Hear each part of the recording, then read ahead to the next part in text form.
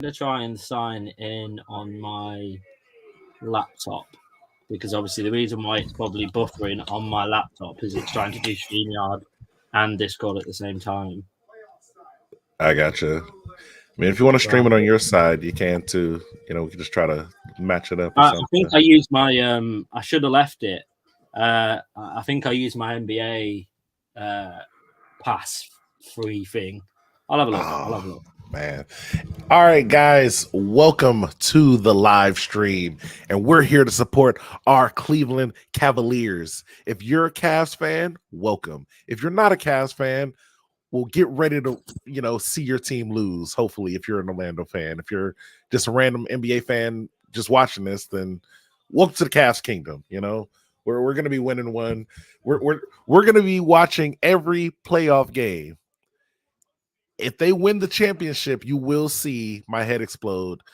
Not really. I saw them win the 2016 one. That was impressive.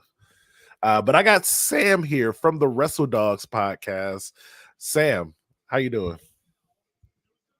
Yeah, I'm good. I think it's my first actual appearance on this channel. I think it is. Yes, this is Sam's first appearance here. Cal's been on. Yeah, but I am being more inclusive to British people. I am letting more British people on the doing live streams with me. Guys, that is a joke. I've always been cool with British people. So yeah, I'm looking forward to it. Obviously, before I'll give everyone a little background. Before Devon came on our podcast, all my alliance was with another team. My other team are at the very bottom of our conference. So I don't think we're going to be in the playoff picture for a long time. So I started watching Cleveland and I've been enjoying it because I get to see actually how basketball should be played. Tell them. So now, yeah, we don't have to be afraid here, Sam. You can tell the people his other team was it was the Spurs. Now we all know the Spurs can be good in the future. They got a superstar, bona fide future, probably going to be a Hall of Famer at the rate he's going already in his rookie year. But we know the problem with the Spurs, guys. Pop, you were Hall of Fame coach, incredible, one of the best coaches. Popovich is one of the best coaches of all time. That guy needs to sit down, retire. Take a break. It's not. It's not it. You're not I doing actually it. worry that he still gets so aerated and mad. I genuinely feel, because I'm not even lying, he's 70 something, so he could have a heart attack at any time. Really could. I genuinely think he is going to be there until his death. He doesn't even want fans booing people. So what do you do? Yeah, I suppose it's hard because of how much he's done for the Spurs franchise. It's hard just for somebody to come along and say, right, we can get rid of him. I don't think that's possible. So he has to step down. Yes. But he must know that the team is drastically getting worse because of he fails to adapt to how basketball's being played now. So, yeah, it's a tough one. And guys, speaking of coaches, we got a lot to talk about our Cavs coach because from what I hear, if the Cavs do not make the Eastern Conference Finals this year, Coach Bickerstaff will be fired, which is I have mixed feelings about that because I think Coach Bickerstaff has been one of the best coaches that the Cavaliers have had in at least the last 10 years. And I know people will probably want to point out, what about when we won the championship? And I don't think that and he coaches for the Clippers now. I'm trying to think of his name, but it's Ty Lue. Ty Lue was a great coach for the Cavs, but I really feel like he just understood the players more and he could work with that group, mostly just LeBron James and anybody else playing with him. And I'm not saying it's oh, you coach LeBron James, so it's easy, but I will say come on now. It's not when Ty Lue had the Cavs outside LeBron, he immediately left. That team was not doing good, and then he also left. when Coach Bickerstaff picked up the reins of being the coach, he took them from being a 20-win team to a 40-plus win team to a 50-win team. Now we're still like a 40-plus win team now. The guy is not doing terrible, but he probably is not going to get us over the hump. And that is the sad part about it. I like Coach Bickerstaff, but he probably should be fired if we don't. Like, if we lose the first round, Coach Bickerstaff needs to get out of here. Like, if we lose to Orlando in this series, Coach Bickerstaff, it's over. I'm sorry. I like you. It's over. Go find another job. But because this team has so much potential to like actually do some stuff. We're just like, it just always feels like, dang, what are we missing? What's that one piece that we're missing? Sometimes it might be the coach. So, see, I think that's really tough to say because obviously, it is. Because obviously, getting to the playoffs in itself is an achievement because of how competitive that top sort of 10 teams is in each conference. I think like there's not much difference between the top place team and the 10th place team in terms of wins and losses. Yeah. So I think even getting into the playoffs right now is a massive achievement. Obviously, it's disappointing if you go out round, but it's still huge. I'm saying that from a team that is right down at the bottom as well. So I can see it so like, obviously, it's quite hard, as we've been speaking about, it's quite hard for anybody in the UK to be a fan of NBA in general because of the times that they're on. But I just, before I started watching the Cavaliers, I had stopped watching my team's basketball altogether because it was just so woeful to watch.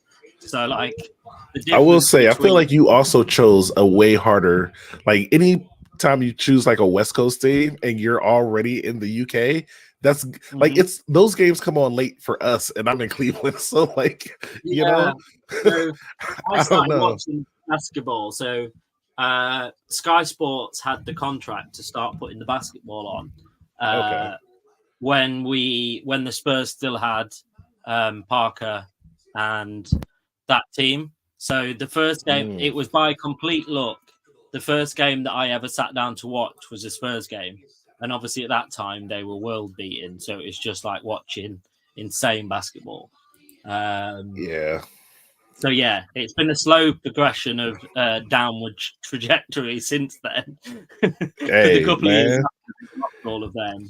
Yeah, I mean the Spurs definitely had a long run though. It's unfortunate that you came in towards like the end of it because like they were like a really like juggernaut team from like the late 90s all the way up until like probably around like 2014 or something like that. Yeah.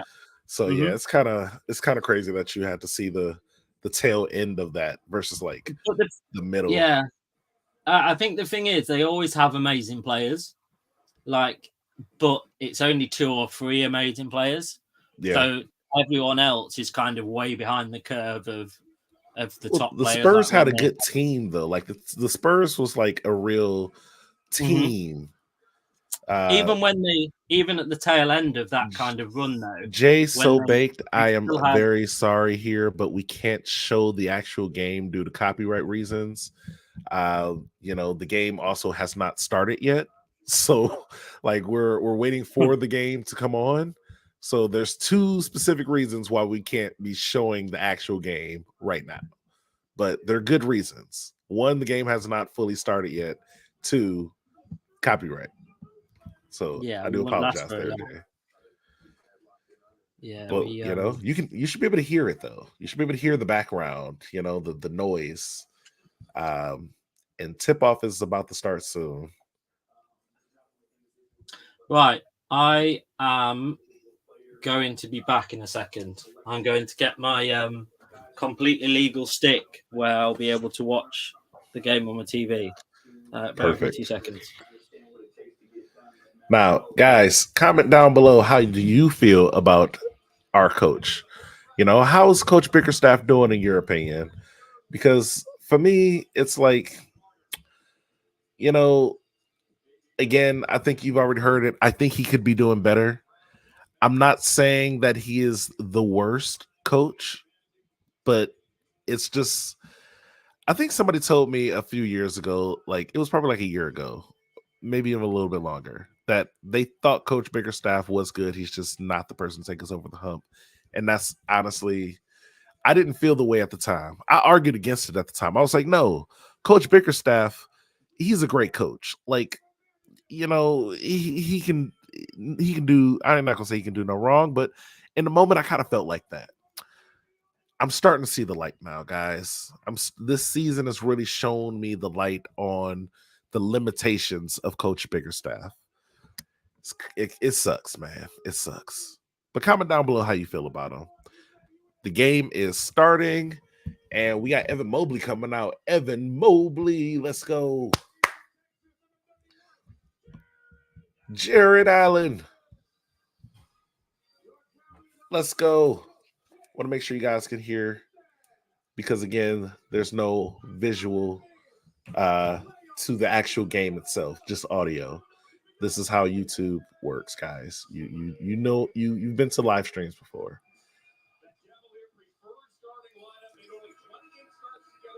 $28 starts. Okay. Not a great track record for an 82-game season. 2-8 playoff record. That is not great.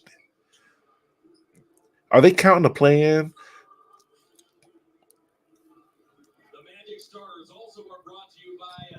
Oh, the Magic starters. The one I'm worried about the most. I'm worried about Pablo.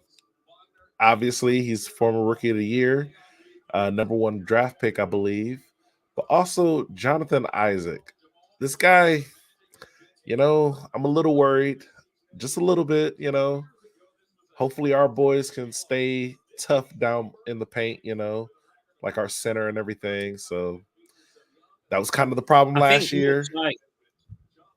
I think much like your, much like the Cavaliers team, is that they've got players that can, like, it's not one player that does all the work. I think to have a successful team that gets itself to the playoffs, because of how tight the schedule is and how many games you have in a week, sometimes you need a squad that can be rotated and that each one can come on to kind of replace and not get drastically worse. But I think both teams, obviously, from their record shows as well that they've got a squad that can withhold different situations as well. So I think that's why it's going to be really impressive over the 7 games. Obviously, if it does go to 7, because they're both, like, you could flip a coin to who's going to win this series, whereas some of the others are more like biased towards one side. But you could Now I'm super biased here, so I'm going to go ahead and say the Cavs are going to win in 5 games, maybe even 4. All right, we got the opening tip off, guys. Let's see. I like to go for the person who wins the tip off, so I really hope Cavs win this one. Let's go. I think it's a lot of it's going to come down to a lot of it's going to come down to if you can win your games at your home as well. That's important.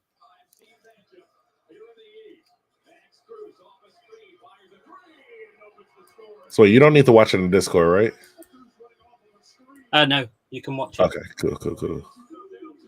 All right, just gonna reload this. So the stats will actually show. Come on, stats.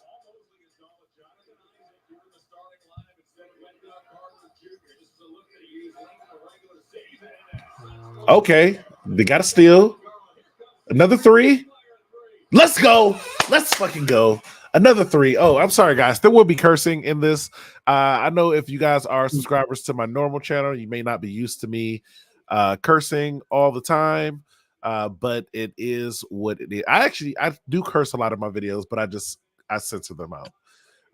I think it's funnier, and you guys don't ever seem to complain about it. So yeah, I think if I think when it's something you care.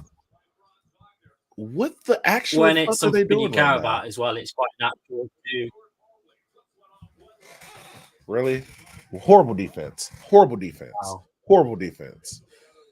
Yeah, that pull-up game was crazy. Hudson, shout outs to you. Like, well, no, I can't pull the game up, guys. You know I can't pull the game up. Like, this is the thing. I have to play the audio, and then we can show the stats. But I'm waiting for the stats to actually pull up. Don't blame me. The blame play before NFL or NBA.com. The play before the play before Orlando scored their first points was terrible. They stole the ball and then was like almost stopped. Oh, they almost like stopped doing what they were doing and then like started to play, brought the ball up to the paint and then just lost the ball. Yeah. Insane. Oh,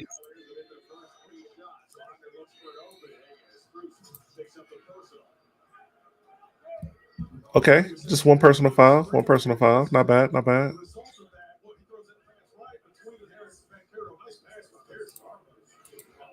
All right, so we did just like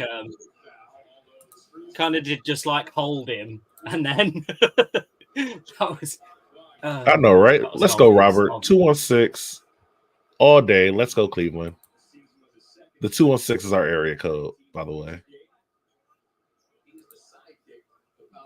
Wow, they're I know obviously Orlando have to be connected to Disney in some way. But yes. Disney on the side of the jersey, it looks dreadful. Just like little Disney. It looks awful. Yeah, so that's where Disneyland is. So yeah, Orlando. That's yeah, so like it just does look bad though. It does. It looks not the greatest. I will say that. I do think, like, obviously I show a little bit of bias as well, but I do think the all-white kit that the Cavaliers have is just like one of the nicest kits in the whole of the franchise. Hold on, guys. I'm about to share so clean. This one. Bam. There we go. This is a better live of what's happening in the game.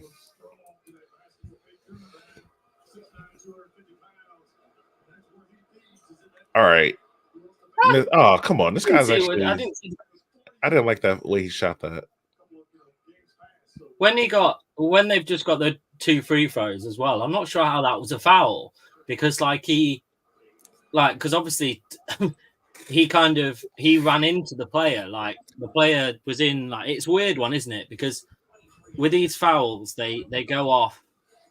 It's a foul if the player stands there and then the other player falls into them. And I was like, well, how is that a foul? Because that's them moving. Like, yeah, the opposition player can't get himself out of the way. I think for me, the craziest part is it's also like, imagine how fast these guys are actually going too. Holy shit! I know. Oh my god! Did you see that 3? I'm a little bit behind you. Oh, I'm sorry, bro. I'm not gonna. I'm gonna try not to spoil it for you.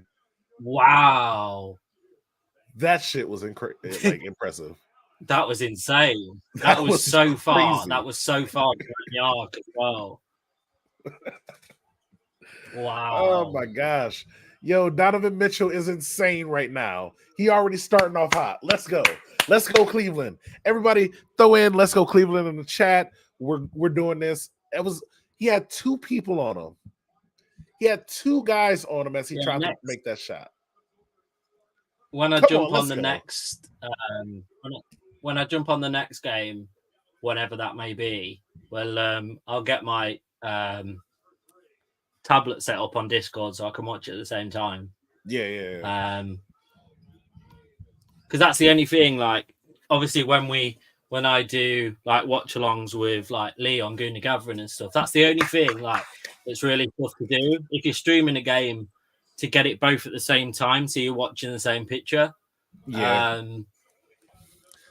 I will say, like, also depending on like what, like that'll happen sometimes. Like, if I'm watching it on my phone versus on my TV, even using like the same like streaming service, it'll be different. Like it'll be like delayed on my phone versus on the TV. Different, yeah.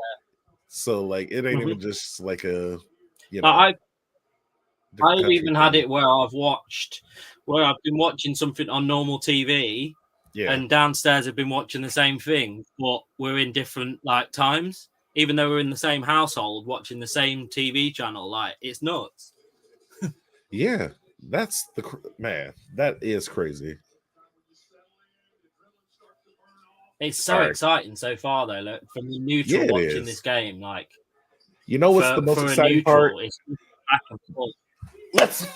Let's fucking go. The most exciting part is that we're winning. I'll be honest. I am such a home fan. They cannot at the minute deal with the offense at all. They're they're just standing and watching. And it's like, but at the moment, this may be the experience part, but yeah, we got to like make sure this game fully goes. I don't want to be too confident, and this is only the first quarter. You know, a lot of teams really come back in the third. So far it's insane. So far, like, they can't cope with the freeze and stuff. You know what they call, and you know what us Cavs fans call, like when the Cavs go on a little run like this? It's called a cavalanche. The Cavs just went on a little cavalanche just there. Yeah, that's a pretty good one.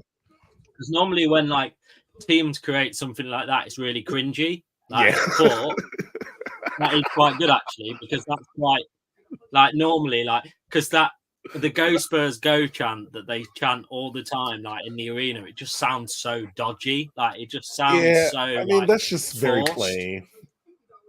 It feels very plain. Go Spurs, go. Like every team says, "Go their team, go." You know, or they at least say. But it's all the time. Cool. Like when you're watching a game, it's like all the time.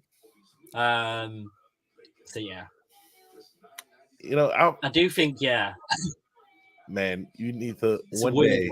We're gonna have you come out here so we can go to a Cavs game. Oh, definitely, because my goal overall is obviously, since being a Spurs fan, to travel out there. But at the minute, I don't want to pay for a flight to go to Texas. Hey, you know what? You know what happens at least once a year? The Spurs come to Cleveland so they can play each other. So, you know, true. Might have to go see that one day. Yeah, well, it won't be much of a basketball game, will it? But I mean, we'll see. It'll be a one team. You never know what they'll be looking like next year. You know, teams change up so much these days. You never know what movement. Hopefully, Pop retires. You know, I don't know though, because and I say that for his own sake. I think unfortunately, I think unfortunately we've been in this state for quite a while. Like, it's not been like 2 or 3 years. It's been a 5 or 6 year slow decline. But it annoys me because we've got a really good team. As players, we've got a solid 5 that is really good, like in their own ways. So you've got obviously Wembanyama that's just a unit everywhere, like defense, attack, everything. But then you've got like there's Champagny that's really good. They're all really good at like certain things, but somehow the way that we play basketball just doesn't work, and it's frustrating when you get a good coaching. 5. Sometimes it's coaching. Like, the fits could work if the coach knows how to put them together, and it's the same thing I say with Coach Bickerstaff. Like, the Cavs team is a good squad. It's just they also need that good leader who's gonna like give them the direction and let them know, like, hey, like, you know what? I think I like what and I know this is like is getting off of the topic of the Spurs, but like the Cavs really improved on defense so much over the last few years that now they need more of an offensive minded person. They need a person who's actually going to help them make sure the offense stays as consistent as what we're seeing in this game right now, but also make sure that they maintain that defensive presence that they've been having the last few years. But also, like, that's kind of the thing that the Spurs used to do.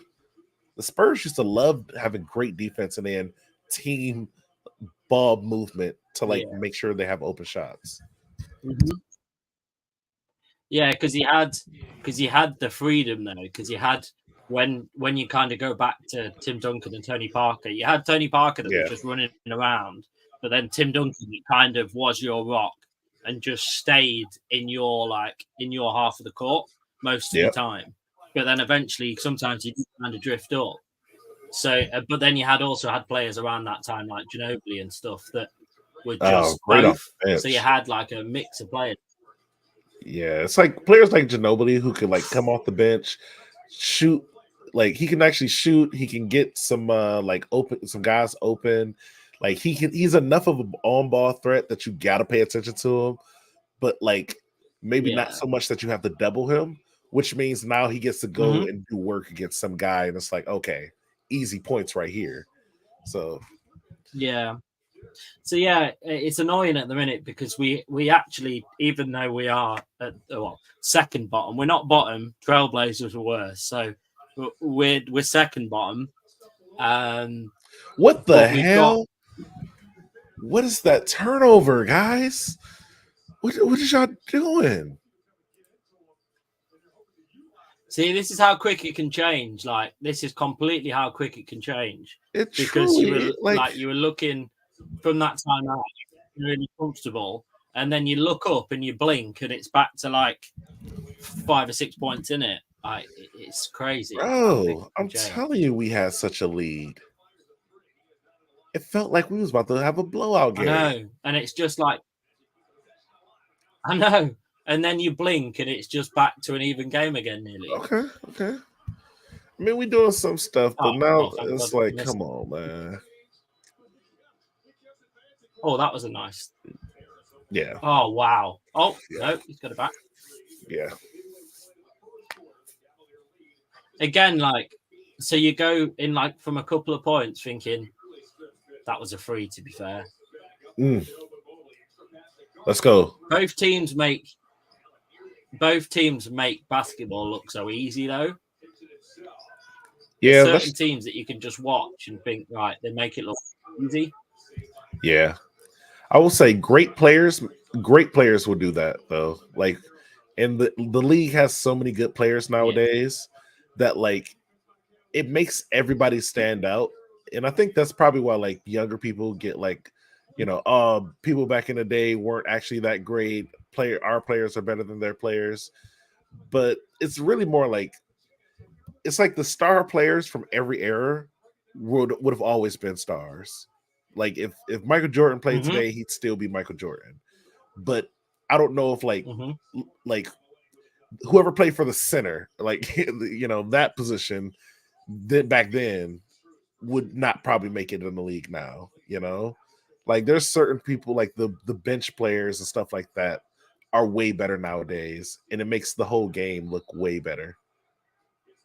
Like the whole bar. Yeah, like you can't even tell like when someone is like brought on and off, the basketball looks exactly the same. So you can't even tell if like people have been changed because it's just so fluid. Yeah, that's what they try to go for like these when days. And since we got some people in the watching right now, just want to say happy 420, everybody. You stoners, you dirty, filthy stoners, you go smoke you some weed, whatever that thing is, go smoke you some marijuanas. I tell you what, how are you doing? I like this comment here. Jay Swish. How are you doing, Jay Swish? How are you doing? Enjoy your marijuanas if you are over the age of 18 and it is legal in your residence. Or just enjoy it. Whichever one. I don't care.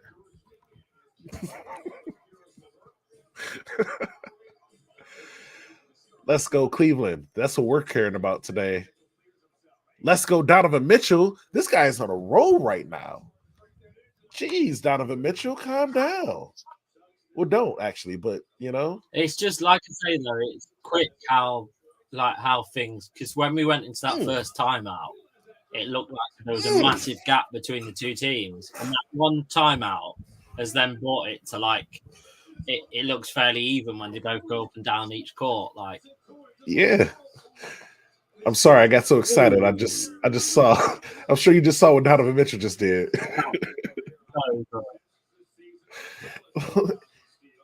He's Donovan. He's stacked as well. Like, oh yeah, like you. Yeah, if you ran into him, like it would be like hitting a brick wall. Oh yeah, it's what they call stocky. You know, he's not like very tall, but he's got like a wide shoulders and like, you know, bro is like way too built. Not too built, but he is very built for his size.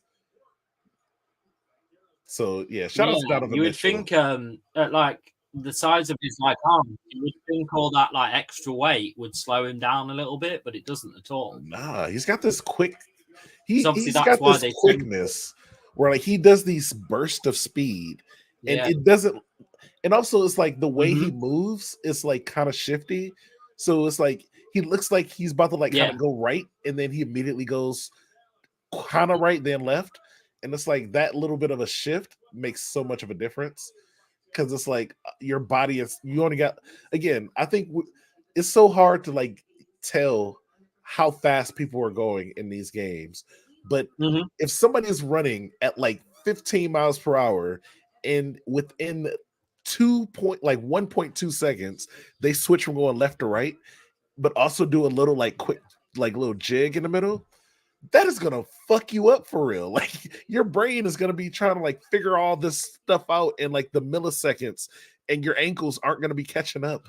That's why I love Donovan Mitchell, man. And he can pull up from three. I think because people probably see his size as well and think, right, he's not going to be that quick. But then when he sprints straight past them, they're like, oh yeah, maybe he is. And it's like the fact that he can do the 3 points, he's really great from mid range. He also can dunk like crazy. Like he kind of he's kind of like a really perfect package for, especially for this team. If we just had LeBron still, I think this team will be like the team everybody says, oh yeah, they're going to win the championship every year. But you know, those days are over for now. We'll see if LeBron comes back for a third journey. I have such a mixed bag relationship with LeBron because I'm from Cleveland. Akron is about maybe 30 minutes away or so. I think Akron and Cleveland have a little bit of a city rivalry. You know, it's kind of like I've been to Akron before. I don't like the city, you know. And again, this is nothing to do with the people, but like the city sucks, you know. I'm never gonna tell people to like, you know, go to Akron, but at the same time, I do like LeBron. I think he's a cool guy. I think he is. I ain't gonna say he's the GOAT, but like I think he is probably at worst the second greatest player to ever like play basketball. And he did play for us twice, so he helped us win that championship. I can't hate on LeBron. I'll never hate on LeBron, but I will hate on the city of Akron. You know, get better, Akron. Do better. You know, do something. Get good at being a city. Do you have any cities that you want to hate on right quick while we're live? I don't know really. Most of your viewers won't even know any cities that I want to hate on. So hey, bro, I actually have a pretty substantial British audience. You guys make up about like 20%, if not more, of the people who watch me. Okay. Yeah, I got like a couple of different cities too. I can pull up in the statistics. I be getting some British viewers, man. Sometimes I'll be wondering like oh, man. I think it probably helps. Like it helps both channels with you like being on us as well, because the majority of, I think the majority of our kind of audience is American based. I believe, because I don't have it's Carl that has the stats and stuff. So it probably helps both of our channels because it brings a UK kind of audience over to your channel, and then kind of the American audience that you have over to us. Like, so I think it Yeah, my biggest so audience outside of the US is the UK. Okay.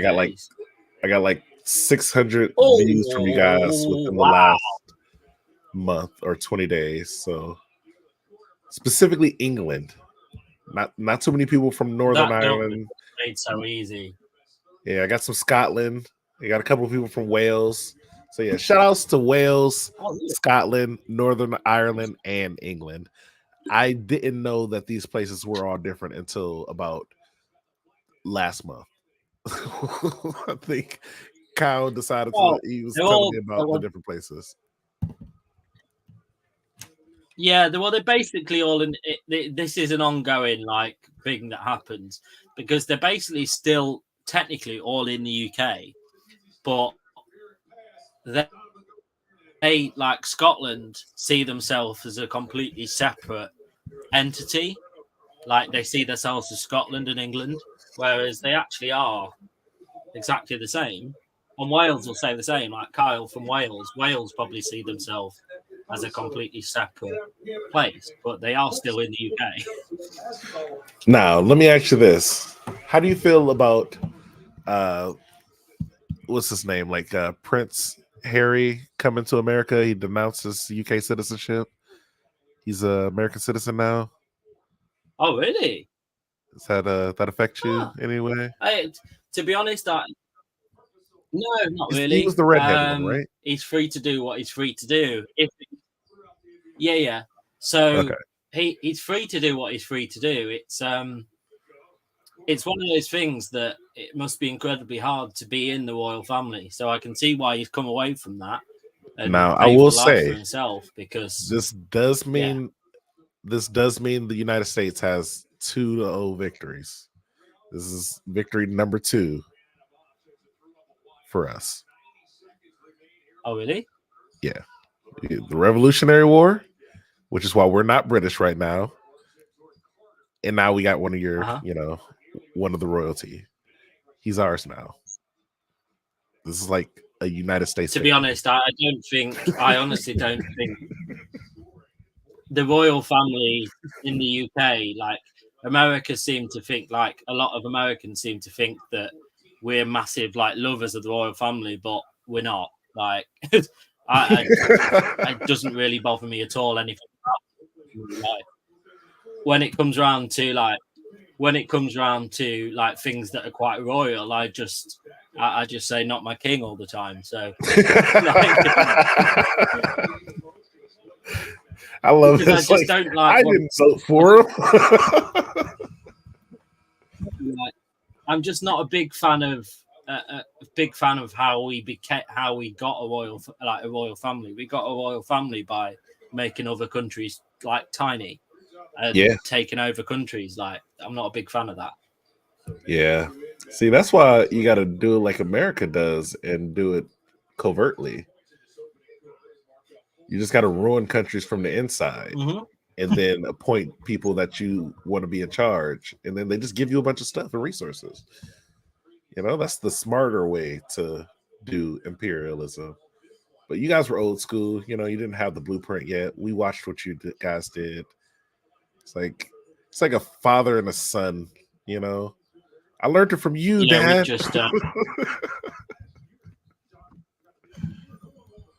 We kind of just stormed into countries and just plowed away through a country and demolished and killed people in the process, and then took them all as slaves. So then, that's generally what we did. Yeah, it's just a bad way to do things. Super old school way of doing it. They don't even do that anymore. Mm-hmm.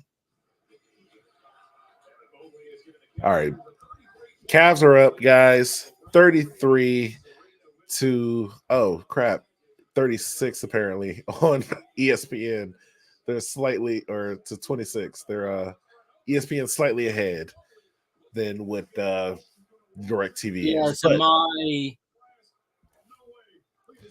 what is this? An ad? Ads? Oh, that was a block before we got the 26. Yeah.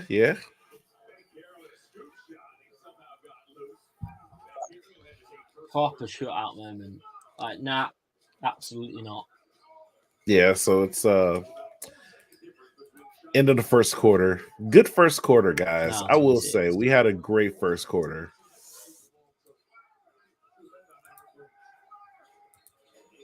Yeah, that's flown by. Like that has absolutely flown by just because of how end to end it's been.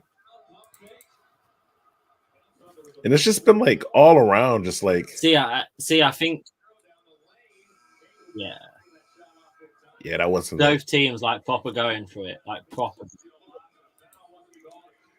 Yeah, that's the good stuff, man. When you just see the teams just like giving it all, you know.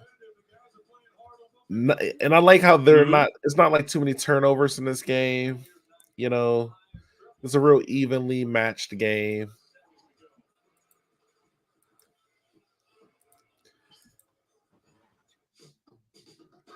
Trying to think who might have a better game tracker. It's going to be between ESPN or imagine having FanDuel. Two of your players that have got. Imagine having two of your players on 10 points already, and it's the end of the first quarter. I know. Like, how crazy is that? Let's see. We got Evan Mobley, 10 points. 3 for 5, not bad. And he actually made 2 threes. So shout outs to him for even going for. He went for 3 of them, but he made 2. Literally, Donovan Mitchell, very similar box score, same amount of points. Yeah, we probably gonna need some more work out of a couple people here. Let's take a look. We definitely need a little bit more out of Garland. 4 points, got to do better. Jared Allen, I'm kind of expecting that. But yeah, so far, great quarter. We need a little bit more out of our point guard, but he's trying. He's trying.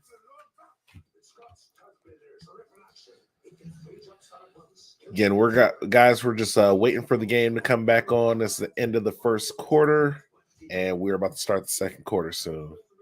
Give me 1 second here.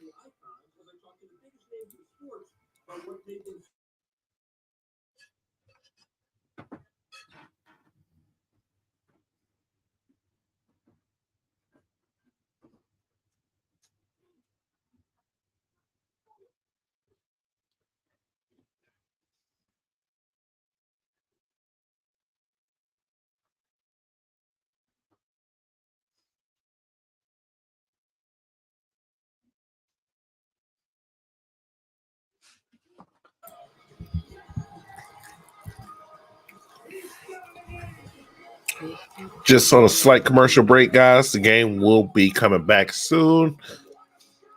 Just waiting for the commercials to come by. Also, it's 420, so go ahead and celebrate. I'm going to go ahead and celebrate for a quick second, guys.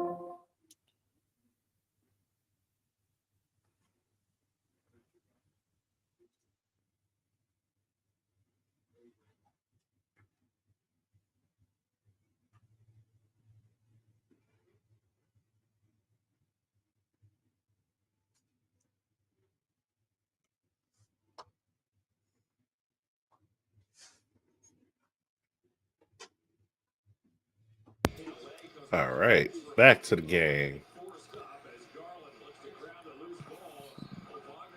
Garland pushed directly to the floor. What is happening here? Call a foul on that.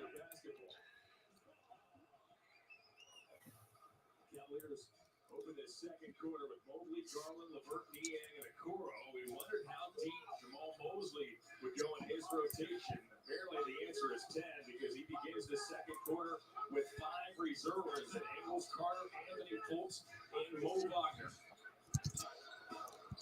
Garland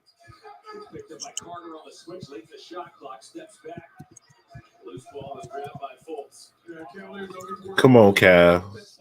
Let's go, Cavaliers. Defense, all the stuff. Say the words. Let's go, defense. Blop, blop, blippity blop. Okay. All right, that's a good foul.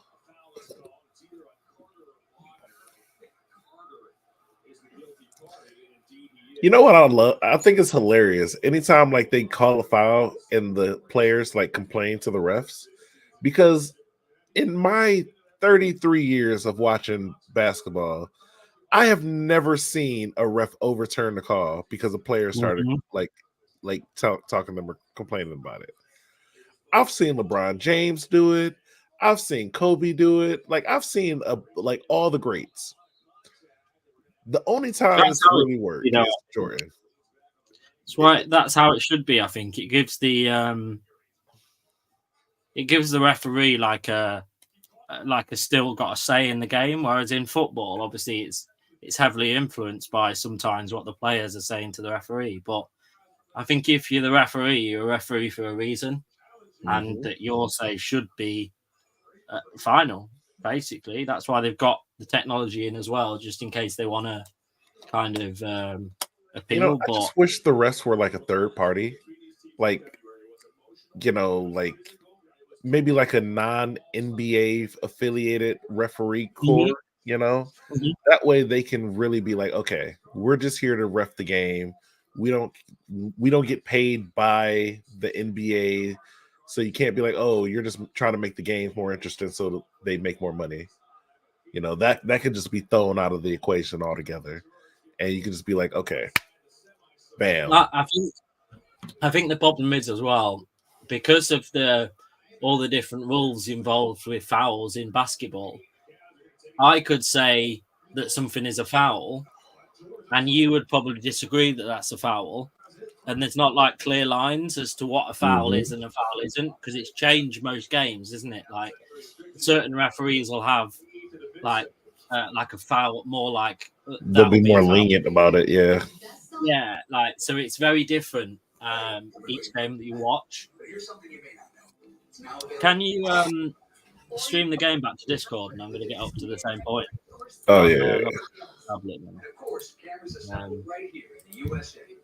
Now get 4.75 APR Give me a sec. on a new 24 Camry, or lease one for just $309 a month with 2 years no cost maintenance. How you guys enjoying the stream so far? How you guys enjoying the game? Is the real question I meant to ask, but I don't think you can have it, and I don't think you can have any complaints about the game at all so far. I think it's been incredible. Yeah, this is a really good game so far. You're right. It's the playoffs. How about a buck is what this about now? Absolutely. It's the playoffs. All right, cool. Wait, did you log out? No, yeah, I logged out on my computer. Oh, okay.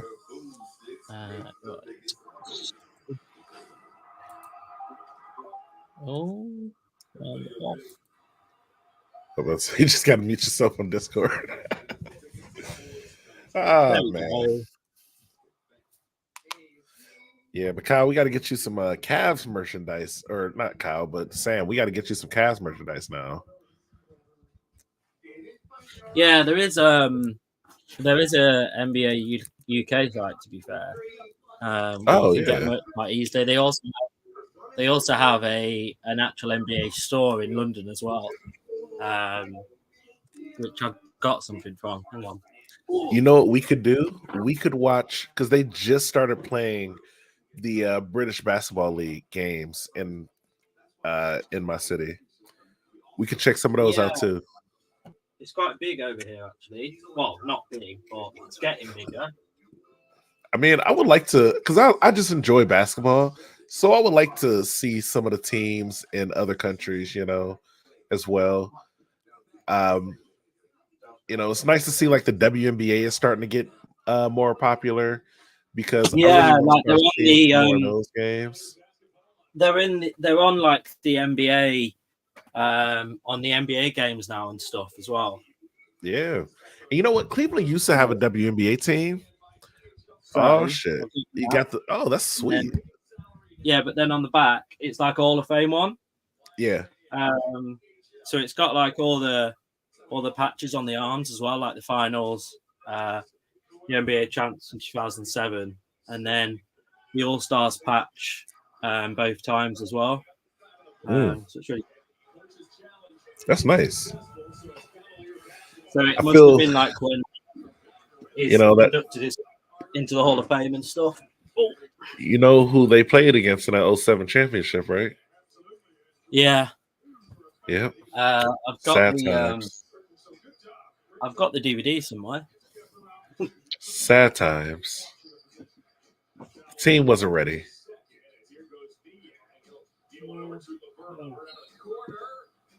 You know, the Cavs weren't ready back then, but you know, it is what it is. You know, you got to be ready for the moment, no matter what moment it is. Wait,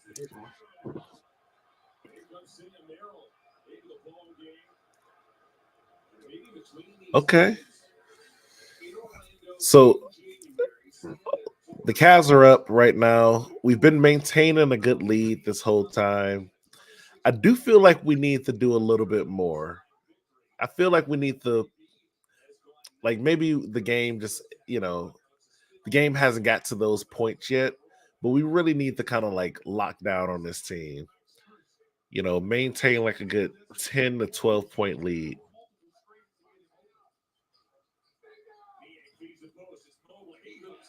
Okay, Mobley. Yeah, so the idea of me streaming it on my tablet also didn't work. Oh, dang. So hopefully, the other games will be on like BT, on like our TV, like on our TV. So fingers crossed. I Wait, think is it probably not because yeah, it's stopping. I think it's probably because, like I say, a lot of like internet just to even stream to StreamYard. So probably you streaming to StreamYard and trying to stream the game as well. Like internet's probably like, yeah, I'm really struggling right now. 1 second here. Somebody told me about another one.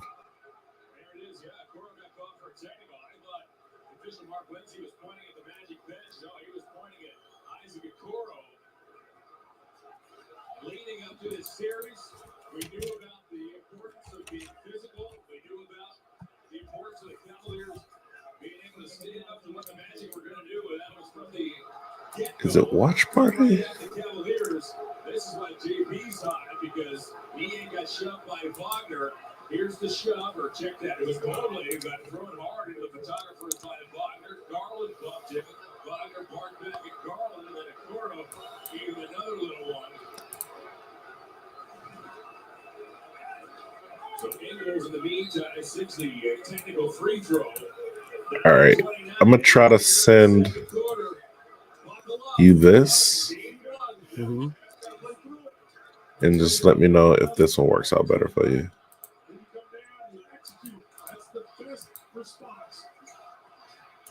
Garland, mid-range.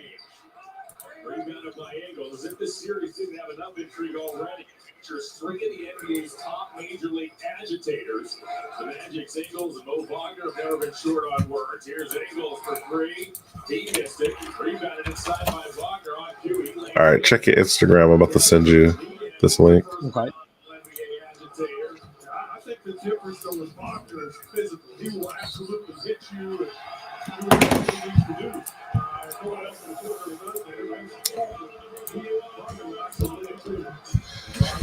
Cavs are up, but we're only up by 4 or 6. We need to be up by more. Yeah, I think this is. I think this series is going to be a little bit like that, though. I think it's going to be very back and forth. Yeah, it's like as a fan, I would. Oh shit! I would prefer this to be a one-sided victory on every single game but I know that's not going to be how it is. But that's just my delusional fan side talking. Right, let's check.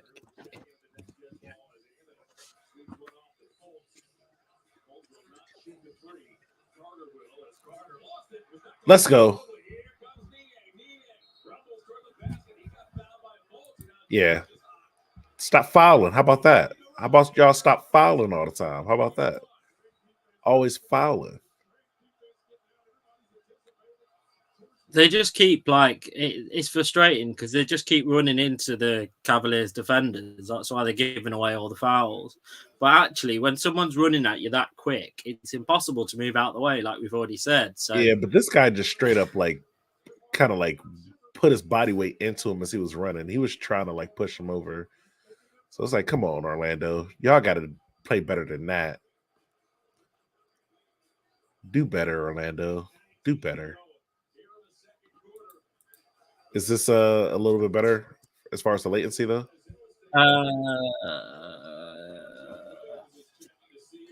Honestly, not really. Well, what we'll do is next time we come on, I'll join the stream a little bit earlier, and we'll try and sort it out. But hopefully, like I say, the next games are on our TV, and then it'll be much easier. I was gonna say, it said the latency should have been better for this one. Yeah, it's because I suppose it's not because on UK TV, the football's still on at this time and stuff, and so that takes kind of priority over the basketball as well. I gotcha. So what is this? What are they about to call on this? What, the refs sponsored? Why does the refs have the Emirates Airlines on their jerseys? Yeah, that is a bit weird. Why do the refs need to be sponsored by Emirates Airlines? What the hell? I've never seen that before.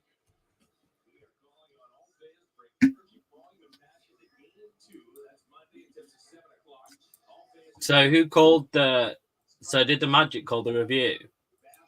No, I think the refs did an automatic review. They want to see the severity of the foul.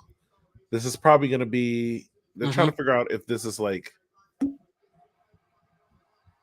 yeah.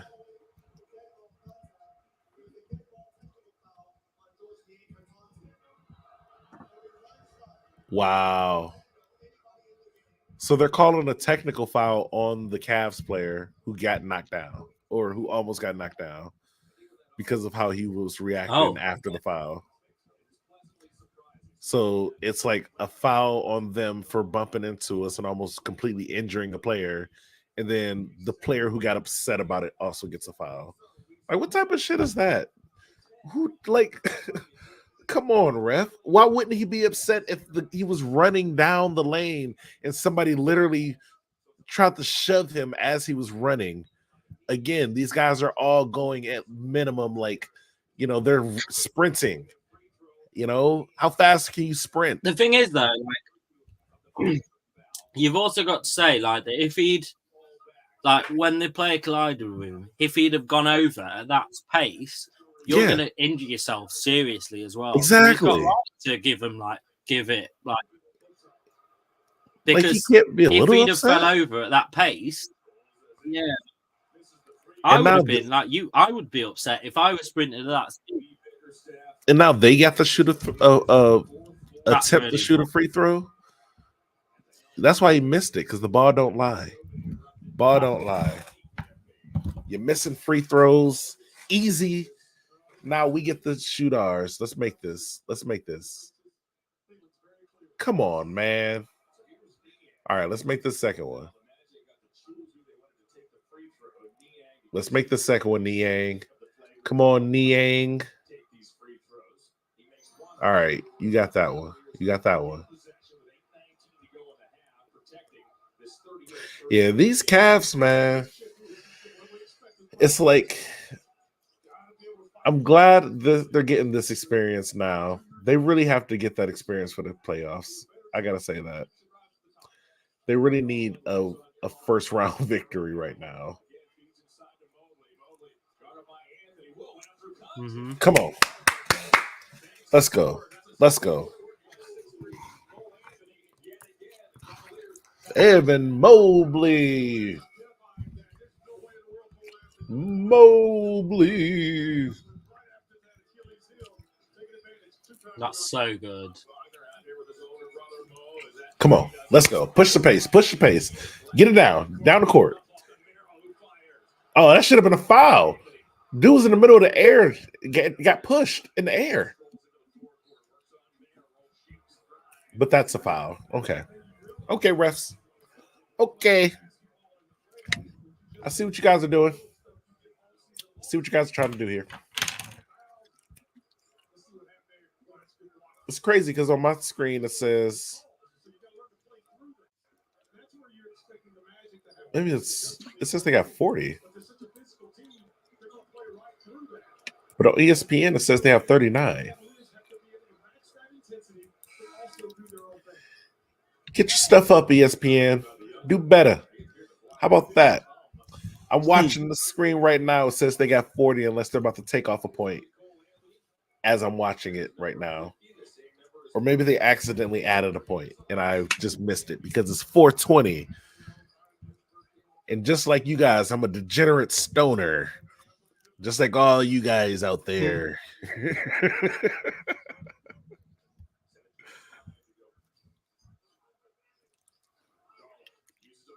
When do they actually? So how close together are these games? I'll bring up the next game. Oh, so to be fair, they have got a few days off. Yeah, I think it's they're like Tuesday, a day or two so they apart. have got a few days off. Oh, okay. Yeah, I think so they've got They Tuesday, used to be closer together. so Tuesday and then Friday. It used to be like every other day, which I'm pretty sure sucked because you still got to travel and sleep and all the other stuff. Mm-hmm. So I think that's they probably make this a lot better or a lot easier on their bodies and stuff.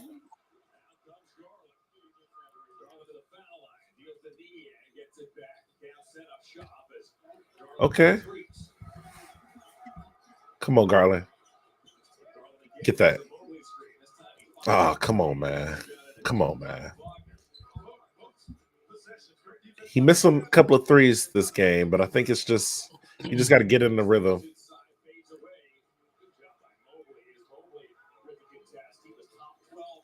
All right, Garland with the ball. Garland dribbling down the ball again. It's a timeout.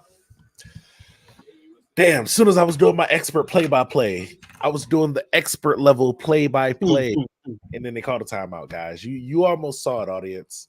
You almost saw ESPN level, greatest of all time play-by-play level stuff. But, now that timeout just kind of like I lost the mood, It's like a moment type of thing. You just got to feel it in the moment.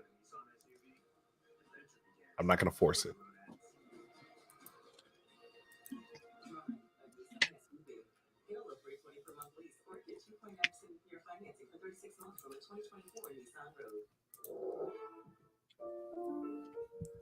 It's hard to grasp how many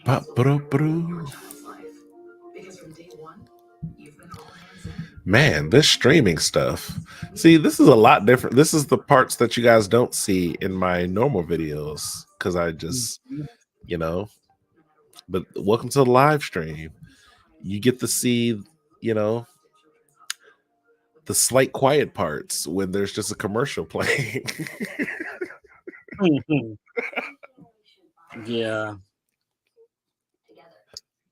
Yeah, it makes me because obviously I've done a few Twitch streams now, and that's even harder because because all the time in the back of your head, like you're thinking, right, are people finding this entertaining? Because normally when you just play games, you're just with your own company, and just playing on your own. Whereas when people are watching you, in the back of your head, you're going, oh well, are they found this interesting? Are they going to find me boring? Whereas Guys, Yeah, you I guys think don't that's what find got me boring really- or not entertaining. I already know. You guys think I am so freaking entertaining. It's insane. You're trying to send this clip to your friends and family right You now can't- so they can also see me, you know? So I don't really worry about that part. Yeah, see, the thing is, like, Nah. the thing is, people are human. Like, you can't be like 100% energy all the time. So I think people do understand that as well. Like, when people watch streams and stuff, they realize that it's very easy to find out whether somebody's being themselves or putting on a character. Yeah. And yeah, I think people are very aware of just people that they resonate with people that are just being themselves. I'm gonna say here's the Sure. possibly I think, disappointing thing for a lot of fans is that I do just actually act like this. So like, sorry to pop the bubble here, but if you guys thought I act differently in my videos, then I really just don't. I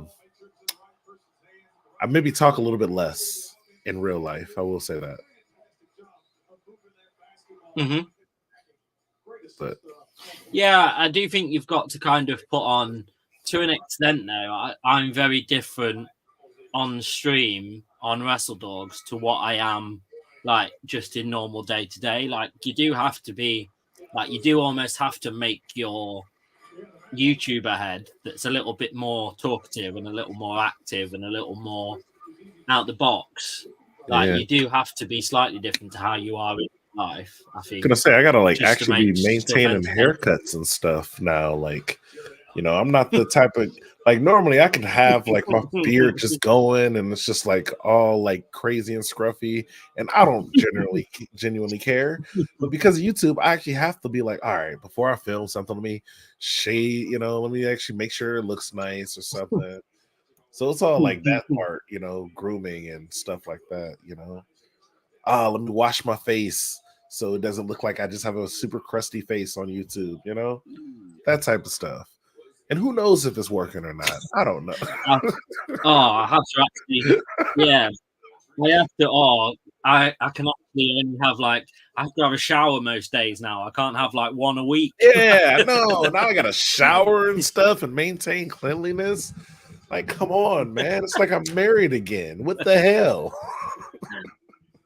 You guys want me to brush my teeth before I film? Like, come on, bro.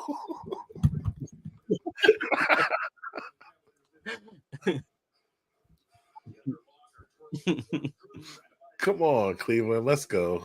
Is that a turnover? No, that's on the. That should be our ball, but I ain't gonna complain about it. We are up. We are starting to get that lead that I'm saying we should be having.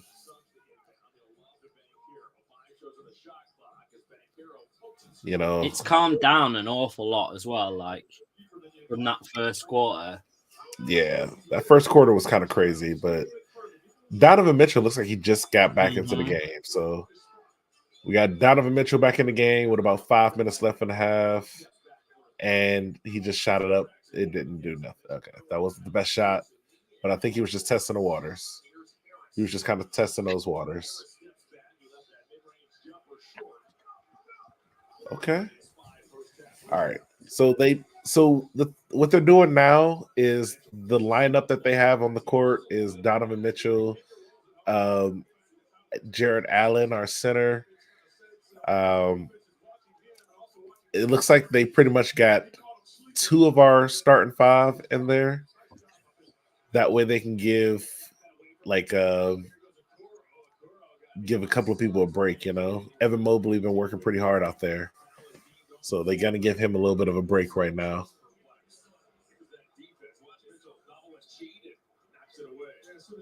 Hey, let's go, Okoro. I like Isaac Okoro. I think he's got a lot of potential. Like, I don't know if you how well do you know the team? Let me ask you that. Only from watch. I only watch it now and again, so I kind of know the starters plus a few that come on. So not really the squad as a whole. This guy with the green shoes shooting the free throws, I enjoy him. I think he's he just showed some really good strength to push off all those. Yeah, he's not like the most skilled player, but his defensive presence is insane. Like he can actually play defense on pretty much anybody. And then now he's actually getting better at shooting. So. Yeah, see, I don't think you necessarily need. Oh, I literally said he could play defense on everybody. Necessarily need amazing players on the bench. Yeah. Yeah, I don't think you need necessarily amazing players to be on the bench. You just need players that can make an impact.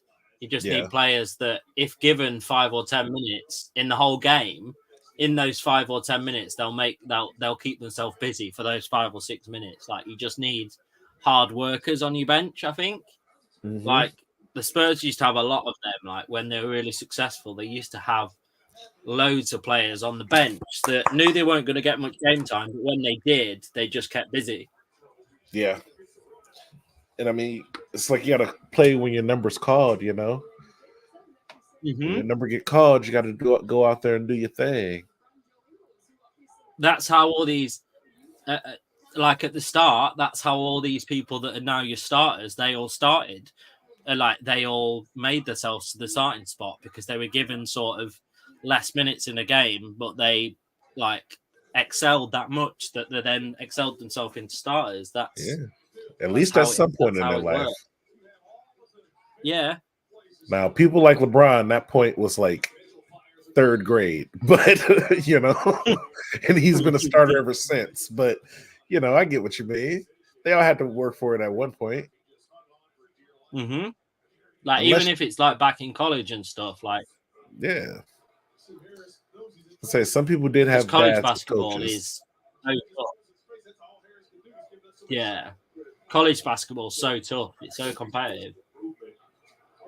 It's hard for me to get into college basketball because there's so many teams, and plus, like the college I went to was never like competing in that type of, like I went to like the University of Toledo, and they are not known for their basketball team.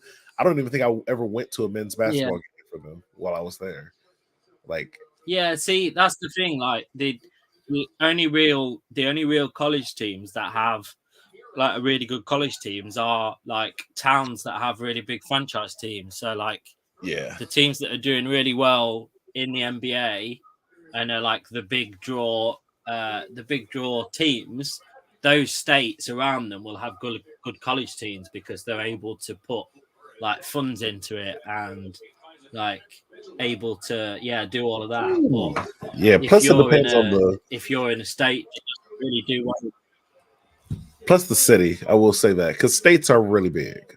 Like, so if you got like if you got an NBA team on the southern part of the state, the whole northern half is probably never going to go to game, or not never, but it's going to be rare for them to go to games, just because you got to drive like 6 hours at that point to go to a game. But you've even got teams like that are kind of close together, aren't they? Like, in terms of like closer than other teams and stuff, and there's always a knock-on effect if you're close to another team that's successful. Like, I wish every state had a team, honestly.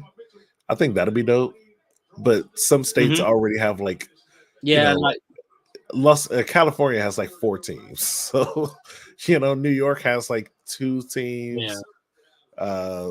Ohio has 1, but Ohio has 2 NFL football teams.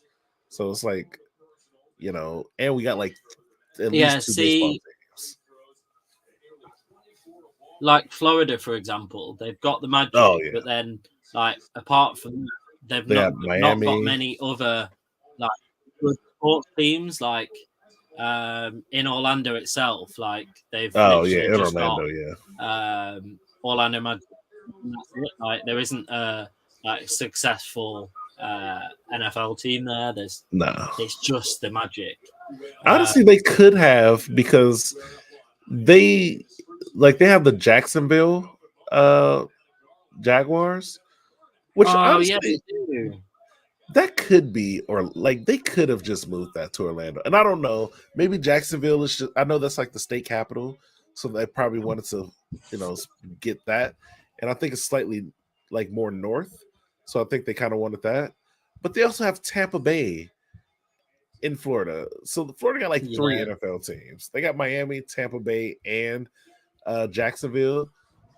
I would have probably but it's like because you would have thought, like, from a tourist point of view, if you've got a big such thing as like your Florida's, like your Disneyland, your Universal Studios, you're going to have a massive bed of tourists coming to there all the time. So it doesn't really make any sense for them to not have 4 or 5 really successful sports teams, because they're just going to get more. Yeah, they're just going to get more like fans to those teams. And I've been to Orlando before, but they don't. It's a really nice city. Like, it was a fun time when I was there, and I didn't even go to a game. I went to the Universal Studios, but I could imagine if they did have like a football team there, I would imagine it would be pretty popular, because it's not like there's it'd be huge. It's like Miami has a really popular football team, but there's a lot of things to do in Miami. And it's like they have Disney World and they have like Universal Studios there, but outside of those 2 spots, what else can you do? Now you can go see a football game on Sundays. I feel like that'll be. Hey, we should probably. They do have a. They do have a in Orlando. They do have a really successful women's football team, because they've got some really big players in women's football there, but that's about it. Obviously, that's not very it won't be very big. No, and their men's football team, Orlando City, are terrible. Yeah, and the fact that you're talking about like football and not like American football right now means that I can tell you it's not going to be very popular in America, because we call that soccer, and soccer is not super popular. Oh yeah, no,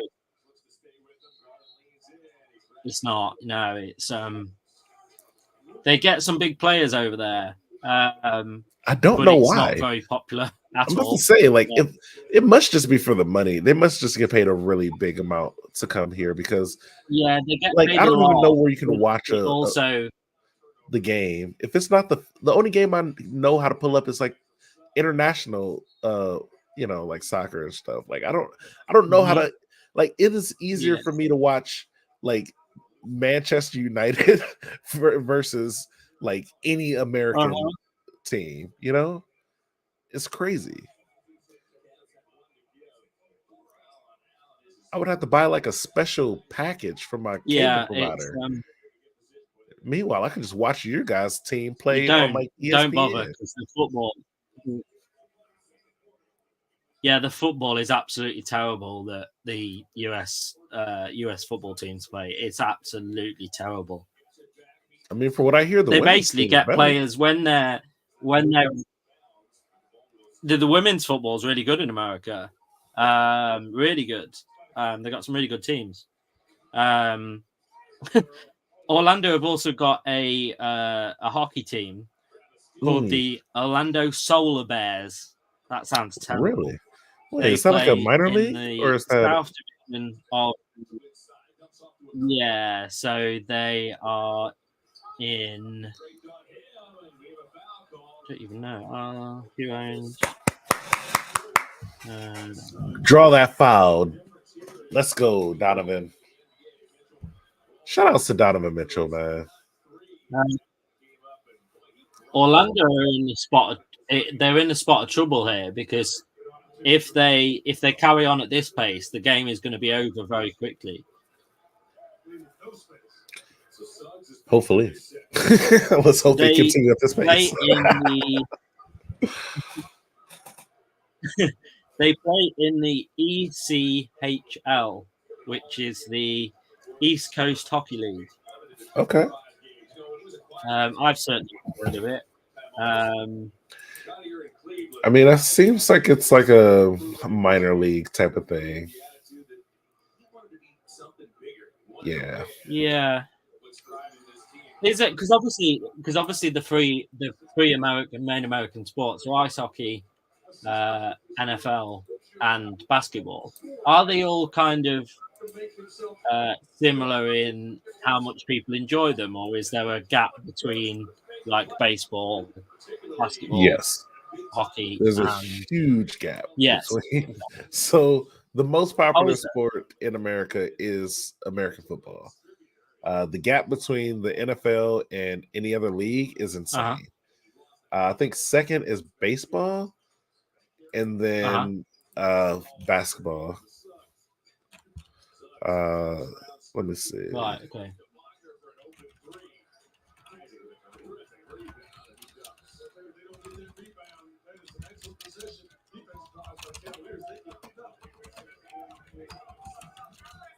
There's some housekeeping taking place. It's good to see Jonathan Isaac just back on the floor. Suffered some. Okay, so the NFL is number one. Okay. Mhm. Basketball actually came up. So the NBA is number 2 now. And then baseball is number 3. Oh, okay. And the NHL is actually coming up. NHL is actually doing number 4. So that's by viewership. By revenue, it's still football. And baseball is number 2 in revenue. And basketball is number 3. Right. Yeah, I think probably because of that, like the baseball stadiums are much bigger than the basketball stadiums, aren't they? Like the baseball stadiums are huge compared to they kind of have to be because stadiums. when you're doing like the home runs, I think a home run is like 400 feet or something, like 400 500 feet. So you kind of have to make them pretty big. The cool thing about like in Cleveland, our baseball stadium is right next to the basketball stadium. So like you can literally like walk outside, walk literally across the street, not even across the street. It's like a small little street because the stadiums are literally right next to each other. You can go from one straight to the other. Like I've been at games where there was a baseball game and a Cavs game at the same time. People literally leave from the baseball game and just go right into the Cavs stadium. And it's like you don't even walk for like, you literally walk like 20 feet and you're there. That's only good for them, isn't it? Because they'll have people that like watch the baseball that aren't massive NBA fans, but after the baseball game, they think, well, what's the point in going home? Like, I'll go and watch the NBA game. So it kind of goes both ways, doesn't it? I guess Cleveland's a sports city, so most people in Cleveland follow at least 2 out of the 3 sports teams. We got the Cleveland Browns for football. That's probably the most popular team because we're just a really big football city here. And we've been starving for the Browns to do something.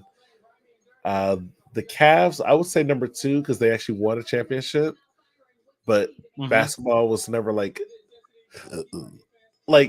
if the Browns win a Super Bowl, it would outdo anything that the Cavs ever did in history. The Cavs would have to win like 5 championships for people to care as much, like in a row. They would have to do like incredible stuff nobody's ever talking about. But if the Browns win 1 Super Bowl, even if it was by 1 point, the whole entire city would go crazy. Like, I don't even know what would happen. Nature would have to intervene for how crazy the city would get. Yeah.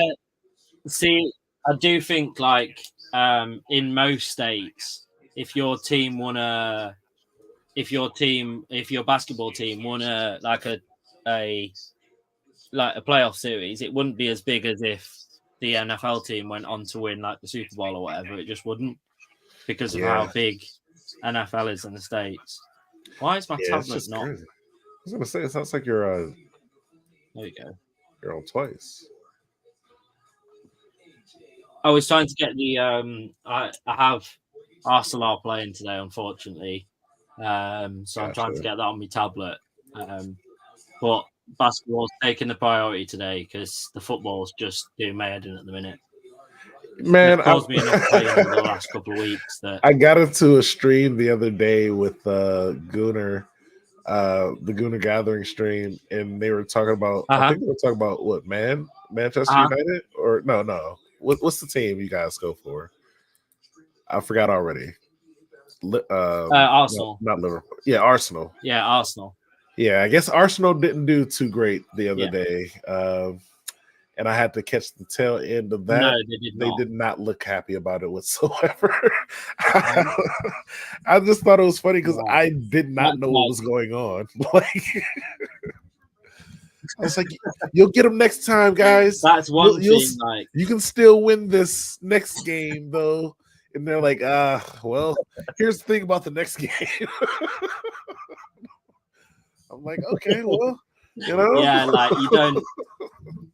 you would see, like, if you watched, you were playing in the Champions League the other night, and if you could have been on the fly in the wall in my house, like, I literally go crazy and I turn into a completely different person when Arsenal are playing. Like, I turn into like this little mini hooligan that wants to just like, like, it's just nuts.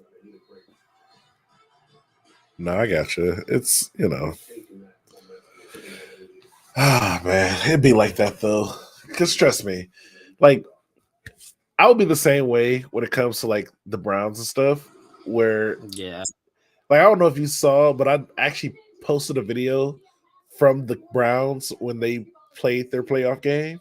Like, I didn't live stream it, but I was watching it, and like in the middle of it, I was like, "We are getting beat so bad right now.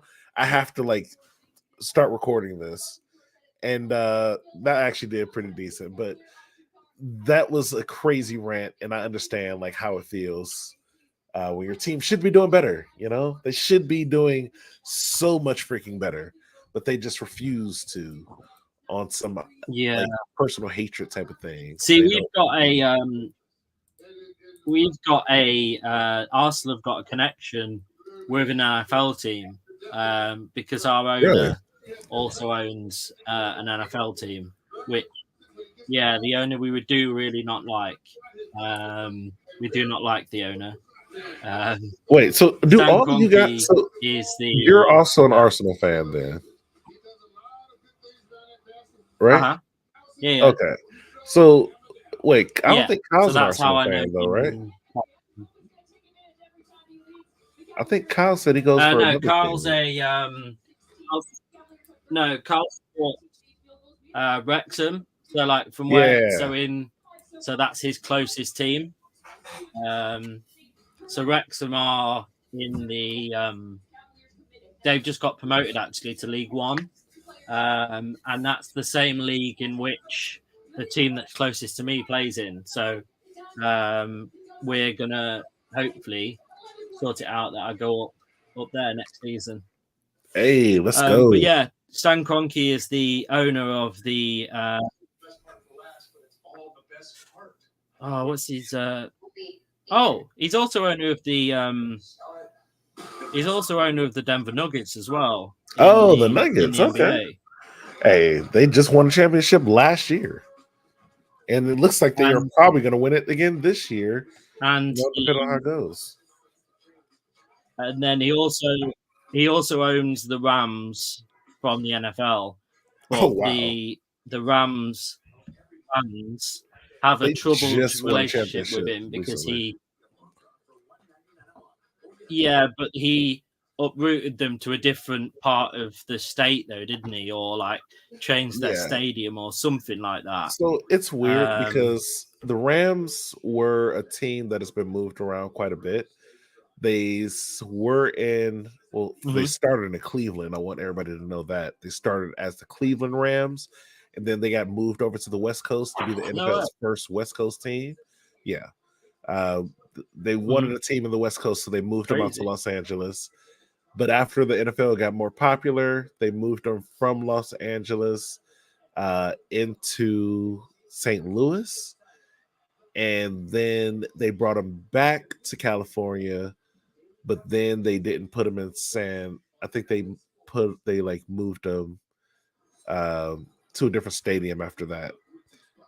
And here's the thing: California has too many teams. Let's just be real here. They have too many NFL teams, too many NBA teams, too many everything. You guys don't need a city or a professional sports team. You don't need 5 of them in every league. I'll say that. The state's big, but you guys got like 2 good cities that we care about. So, like, Los Angeles, keep your stuff. Yay! Other places, Right. If I was to, so how nuts is it? If I was to get on a flight from London, Yeah, to Cleveland, yeah. it would take me 12 hours and 17 minutes because I would have to stop in Chicago, have a 2-hour layover in Chicago, and then get on another flight for an hour and a half. Crazy because you're passing Chicago at that point. Long. Like you're passing Cleveland to make it to Chicago, but it's probably just the way that the plane route is. Yeah, it's probably the way the plane route is. When you're flying in that, and then on the one that's next, so I would have to go from Heathrow to Detroit. Detroit would be a layover of 2 hour 54 minutes, and then I would go to Cleveland. It's nuts. It's nuts. Like I would literally spend pretty much. Crazy because both of those cities are like further west than Cleveland, so like you have to like pass us every time. Or even so, if I wanted it to be £200 cheaper, I could do a round trip, which would take me 33 hours because I would need to overnight layover somewhere. So if I wanted to save myself £203, I could do an overnight layover. A red eye. Wow. Insane. A 21-hour layover in Orlando. Wow. I mean, that's you get to enjoy the city. Like you might, that'd be crazy. You do like if you came to Cleveland, did like a one day layover in Orlando, went to go see Cavs versus Orlando in Orlando, and then like went to come back to go see the Cleveland game like the next day or so. But the problem is once you've been flying for like 9 hours, by the time you get to Orlando, you're absolutely wiped out. So all you want to do is just do nothing. That's the only problem. Like you'd think that you'd be up and about to like look in. Yeah, I got to get my plane experience up. Yeah, I got to fly out. I might have to fly out to the UK one day. See, I think it's really like it's really cool because once you're in America, it's like really inexpensive to like fly between states and stuff. But it's just getting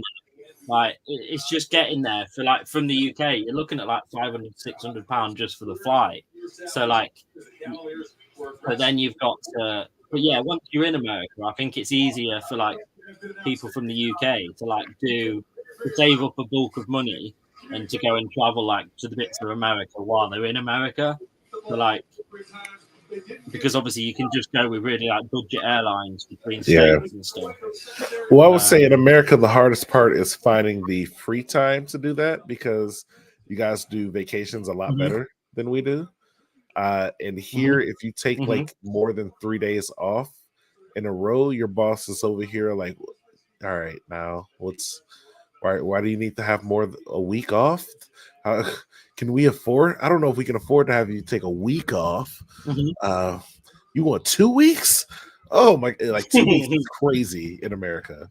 Like if somebody took 2 weeks off of work in America, you'd be like, did they get fired or did they quit? Like what happened? Like it would have to be like a family emergency. You wouldn't be able. I just want to go chill with my family for 2 weeks. Like no. You make it make 2 weeks vacation is like your whole year's vacation if you do that all at once. So I think you guys just have a slightly better system when it comes to that too. Oh, see, like, so see, for example, like where I went when I went to the Dominican. So to fly from Cleveland to the Dominican, it's like £200, but it's like 4 hours. So like, and it's in the same time zone. So that's why a lot of people from Canada and the States go across to the Dominican in the same time zone, but it still feels like a holiday. Oh, that's one of the reasons. That's definitely one of the reasons that guys go to Dominican Republic. The second one is, have you seen the women there? Yes, and it's also very cheap for people in America. It would be so cheap to stay there, like in comparison to like everywhere else in the States. And third, do you know how cool it is to have an American citizenship?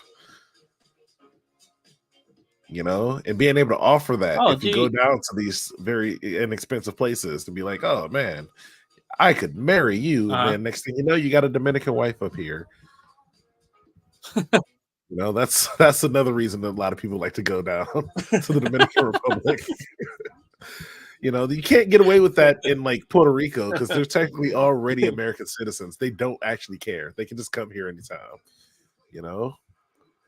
So that's part of the reason that those places are very, very popular. And yeah, they're also very cheap. It's not like very cheap, like, but inexpensive in comparison to like America. Yeah, like, even Canada, bro. Canada is so much more expensive than I expected it to be. It's like they knew I didn't know how to convert everything, and they just got me out of my money every time. Like I kept wondering, like, is the conversion higher or lower? See, there's loads of places in America that I want to go and see, but there's not that many places in Canada that I want to go and see. Like, there just isn't. So I went to see Niagara Falls, and like when you see it from the Canadian side, it is so much better than seeing it from the American side. Plus, the Canadian side has this little boat that you can go get on, and it'll take you like underneath the waterfall. And that's just a whole nother experience that I feel like everybody should try at least once in their life. Niagara Falls is incredible. Just like it almost feels like you're in a movie when you're seeing it. Like the closer you get on the boat to it, because you're like, how is this much water just constantly flowing down? Like, what is happening right now? And then it just like continues and it never stops. They do fireworks there every night right above the falls. And then they also have a really nice like strip, like a mall. Not mall, but like a whole like area where there's like games and restaurants and all this fun stuff right there. So it's pretty cool. But I don't think there's too many places I would really want to see outside of there in Canada. But shout outs to Canada, you guys are number 3 on the list of countries that watch my content. Shout outs to Canada. I watched Degrassi as a kid. I used to love that show. Is it still on? If you're Canadian, comment down below. Does Degrassi still come on? Is it good like I used to watch it? I watched Next Generation. We had Young Drake in there. Honestly, it was probably the best one. I don't want to be biased here, but we had the best Degrassi. Ooh, and I'm just down a rabbit hole now.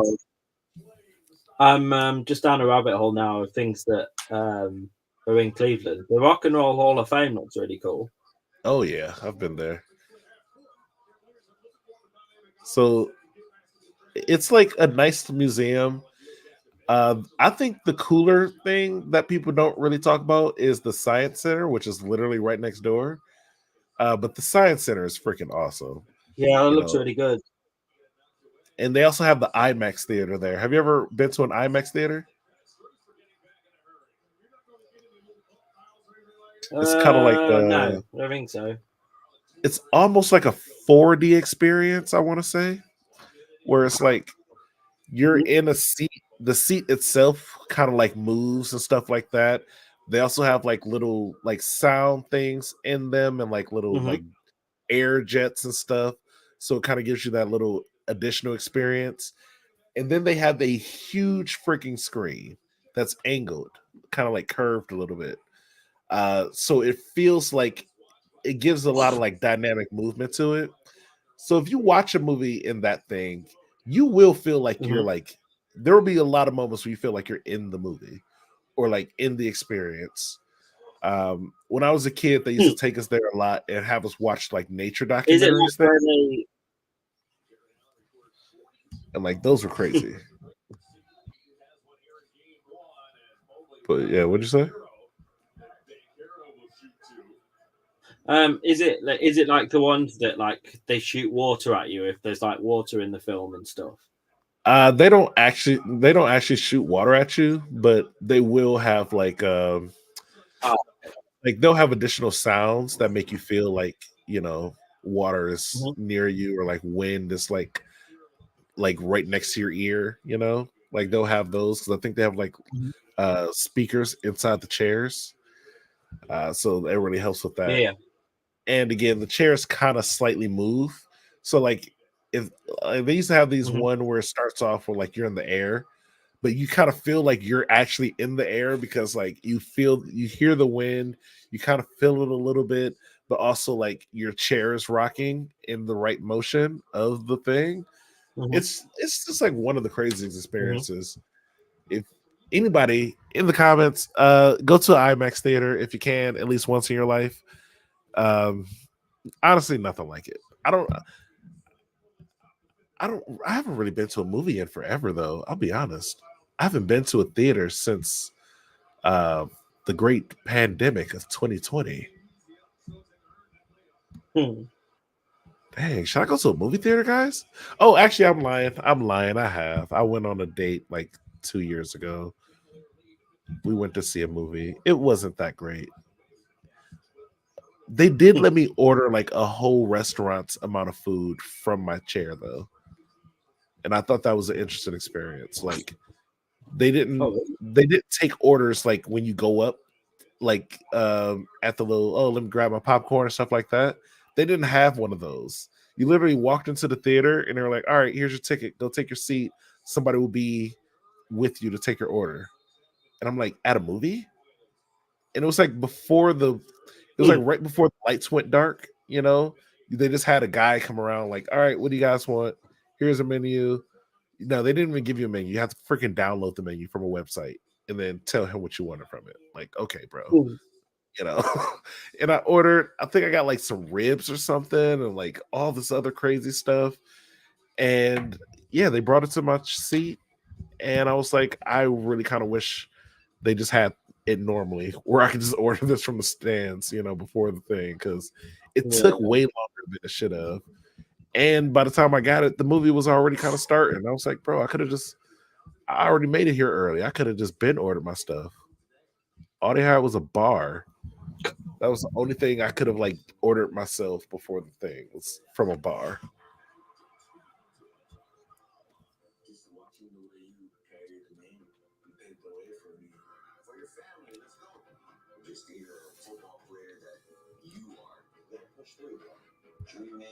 Is someone that believes in you before you believe in yourself. Okay. It's a good commercial. Wholesome. Oh, yeah. None of our adverts over here are like, they're all just so ridiculously stupid.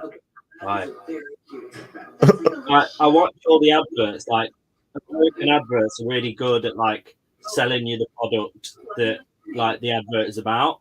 So, like, with UK adverts, they're just so weird, and you think to yourself, like, why would you want to go out and buy or like the advert you just watched on? So it'll be like a car commercial, and like the car will turn into like a robot or something, and like go and attack like a street or whatever, and you think to yourself, how is that going to make you want to go out and it sounds kind of cool though, I gotta say.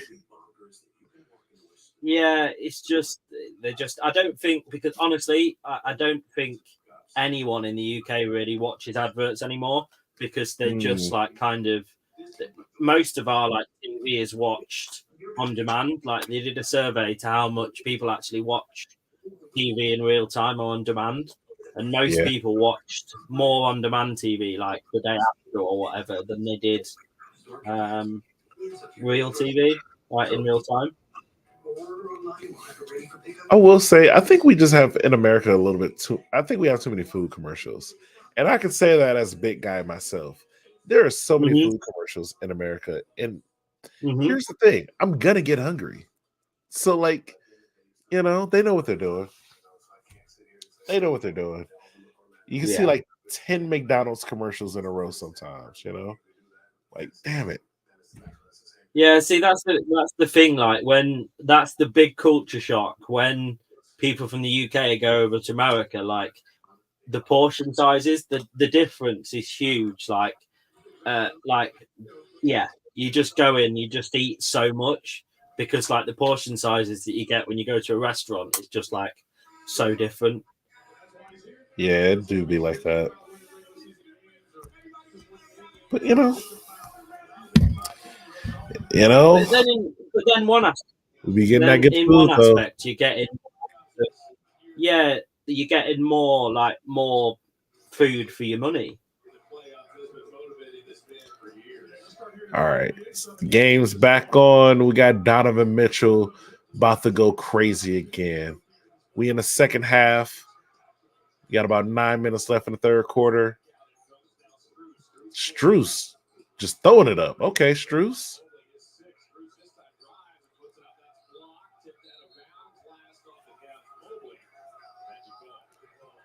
Oh, they should have caught a foul on that one.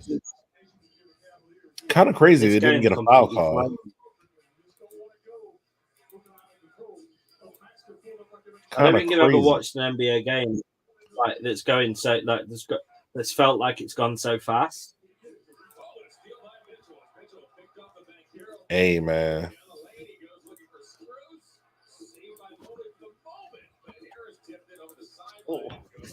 This is a good game. I'm glad we've been maintaining the lead. I will say that because this could have been like a whole like. Okay, it is more like a back and forth. It's really more like a evenly like a really good game, but it's not like the lead is maintaining back and forth. It's more like the momentum is going back and forth. But we've still like because we had that early lead, we were able to maintain it. I don't think. I think that from the start, or Cleveland haven't yet been down in the game at all. They've always been ahead. Yeah. But I don't like how close the score is getting right now. I will say that. Yeah, it's getting really close. And this is what I was talking about when I was saying like teams usually start doing stuff in the third quarter, like those comebacks and stuff. This is normally around the point where they could be happening. So if we can, because that's I suppose that's the danger, isn't it? Because that's the danger when you've controlled the game so much that takes a lot of energy out of you to control the game. So the other team can then just, when you're a little bit tired and you're like playing a little bit heavy, they can just turn it on. And then that's where the kind of, so I think that's why teams come back in the third quarter, because you put so much energy into maintaining the lead up until then.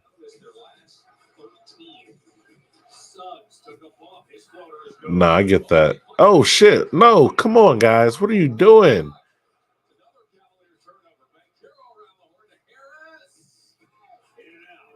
Okay. The defense has become a little bit lax now as well. Yeah, and they're really kind of like just throwing up random 3-point shots that they didn't really even have open. Like, and I can understand if you're just trying to like throw up a couple of threes just to like test the waters a little bit. Be like, okay, let's see how this actually went. But this one was, it kind of feel like some of these are like, let me just throw it. They launched that one of the players, I know it got called for a foul, but one of the players literally launched that 3-point from basically the halfway line there. Yeah. And it's like because they're not getting open. Too many people are just kind of standing around right now.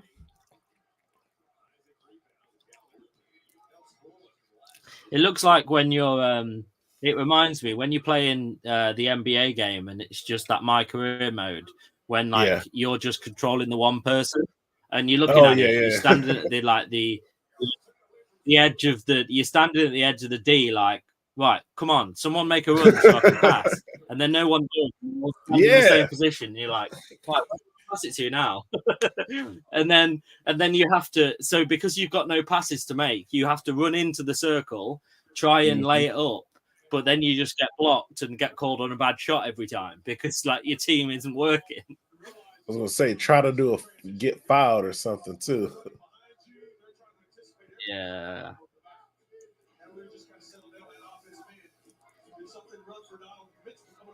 Let's go, Cleveland. That's the Cleveland version of Let's Go of Spurs Go Spurs. So if whoever wins this, do you know like the bracket?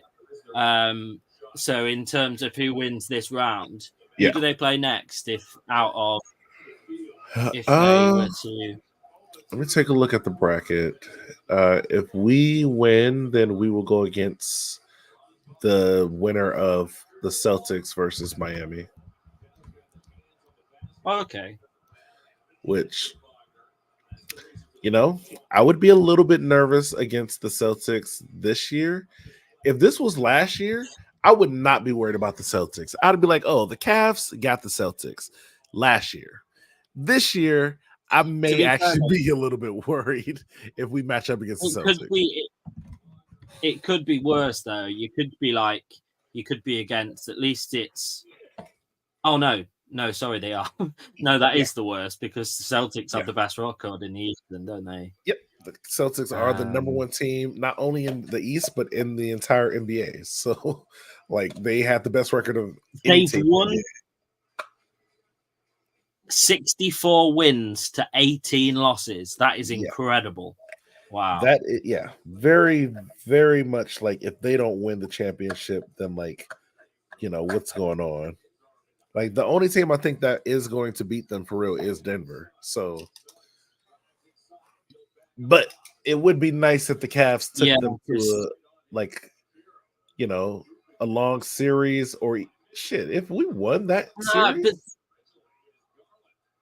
But see, that's the thing. Like when you get down to this, let's go.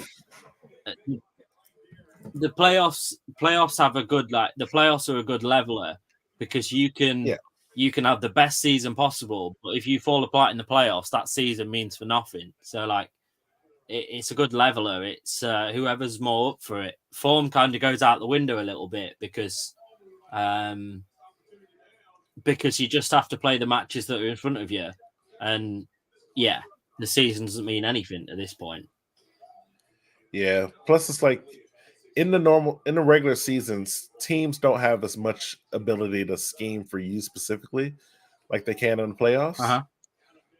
So it's like you only got to worry about this team. You literally can just watch their film all day, every day, figure out their players' abilities. So it makes it a little bit easier for teams to like scheme against you. But and also like the defense is a little bit more intense. The refs call a little bit less stuff.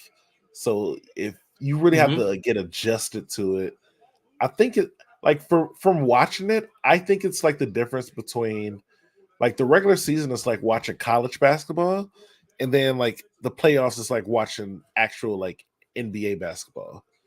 I think that's the difference between the regular season and the playoffs. Like it feels like you have graduated to a whole nother step. People are playing differently now. You got to get used to that. Like you got to do it and get used to it. I suppose that's why the playoffs are so exciting, though, because anybody can beat anyone. Like I suppose that's why it's so exciting, the format. I mean, now a lot of things don't always happen like that, but Yeah. This year with the whole Heat versus Miami and then like Lakers versus Denver thing, this might be a year where we see some more surprises like that though. Mhm. Like the Heat kind of always had the Celtics number when it comes, like for some reason in the playoffs, the Heat just get better, especially against the Celtics. Like that is like a known rivalry. So I think the Celtics are a little upset about this first round matchup, but they are probably like, all right, we gotta beat them this time. You know, like that's their mentality. Like people thought they wouldn't have. I think as Celtics, Yeah. You say what? Celtics, you'd be really frustrated as well that that you've done that well in the season, yet you've got to still go through the playoffs to actually win the whole thing. Like to have a season like that, and then still have to go into games in order to win the whole thing. Like that's crazy, isn't it? Like really, when you think about it in terms of like their wins and losses, like there's no one even. You got to finish out the job. Job's not done. You know, this is just part one, and just like the Bulls from the 90s when they were like 70, 71-9 or something like that, or 72-9, but they still won the championship after that, and that's what made that Bulls team like one of the best teams of all time. But you know, you look at the Warriors in 2016, who won I think they won like one more game. So they were like, 73-8 or something like that, or like 74-8. But they lost the championship to Cleveland. So like they don't get looked at like that, like, oh, look what they did. It's more just like, you got to finish out the job. And that's how I feel about the Celtics. Like, I don't care how good your regular season record is, you got to finish out the job. What the hell? You guys are wide open. Oh my God. Make the three. Just make it. All right, we got Niang. Let's go. Block by Allen. We got Max Strus dribbling down the court right now. Gonna look for Donovan Mitchell. Donovan Mitchell was not open, but you still got it to him. So good job. Donovan Mitchell with the quick shot. What do they call that shot? It's kind of like a runner, like a running. You guys in the chat know. You know you've seen basketball before. That was a good play.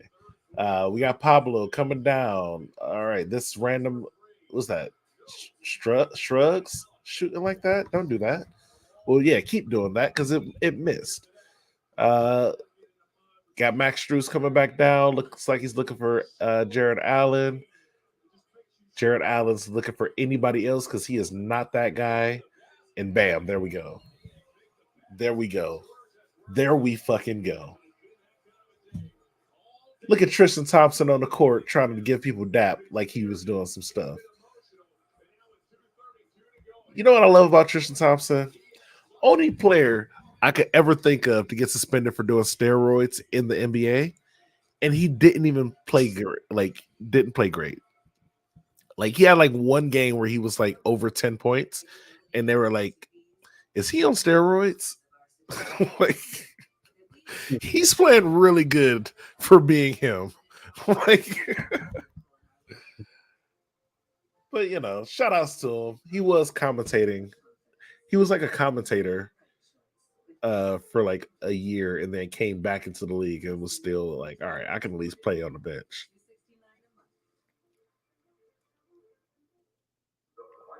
Yeah, Tristan Thompson is the guy that was with one of the Kardashians, isn't he?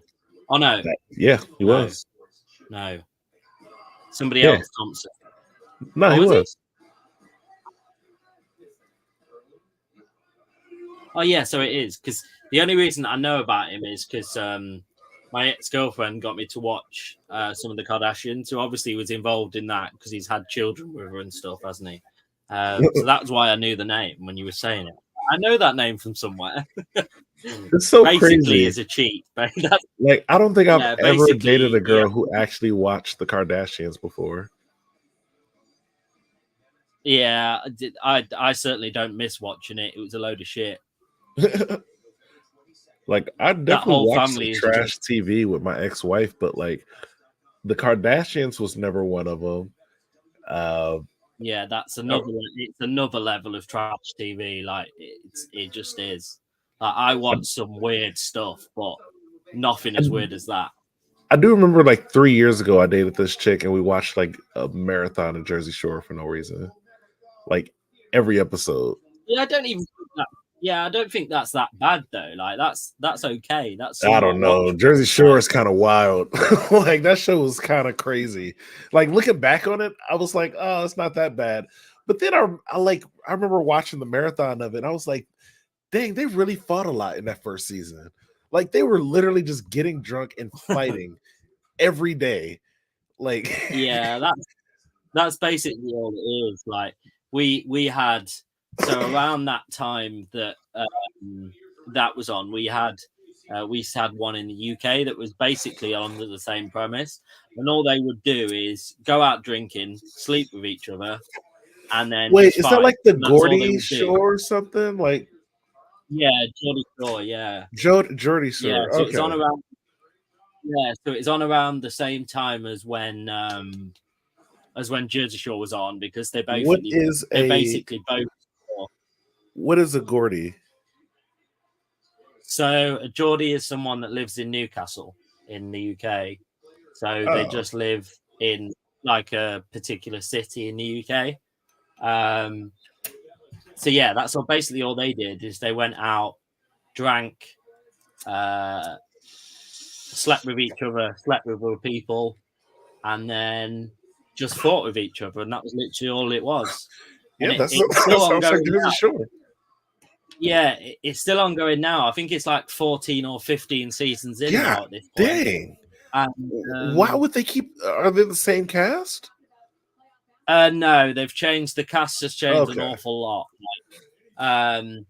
But like at this point, so it first started when I was in secondary school, and I was about 15 or 16, maybe. Fast forward when I'm now 27, 28 at the end of this month, and it's still going. Like that's how long this show has been going on for. Like it's ridiculous. Now, to be fair, the Jersey Shore was also, I think they also still might show episodes. But really? Yeah, I think they like bring them back for reunions all the time. Yeah, but they see, literally only use the one cast of people for Jersey Shore, which is crazy for me.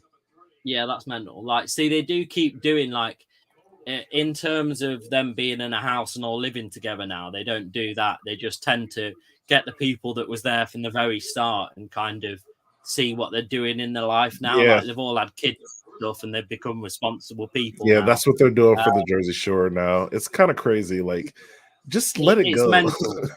Yeah, it's mental because they've made a living from being absolute degenerate people, and they're still following them now in the hope that they're going to just flip a switch and become that degenerate again. But like, they know they've got kids now. They've got to like. I mean, yeah. Plus, they were just before. They were just kind of like, at least for the American version, they were just like stereotypes of what people thought like crazy young like Italian people were like, you know.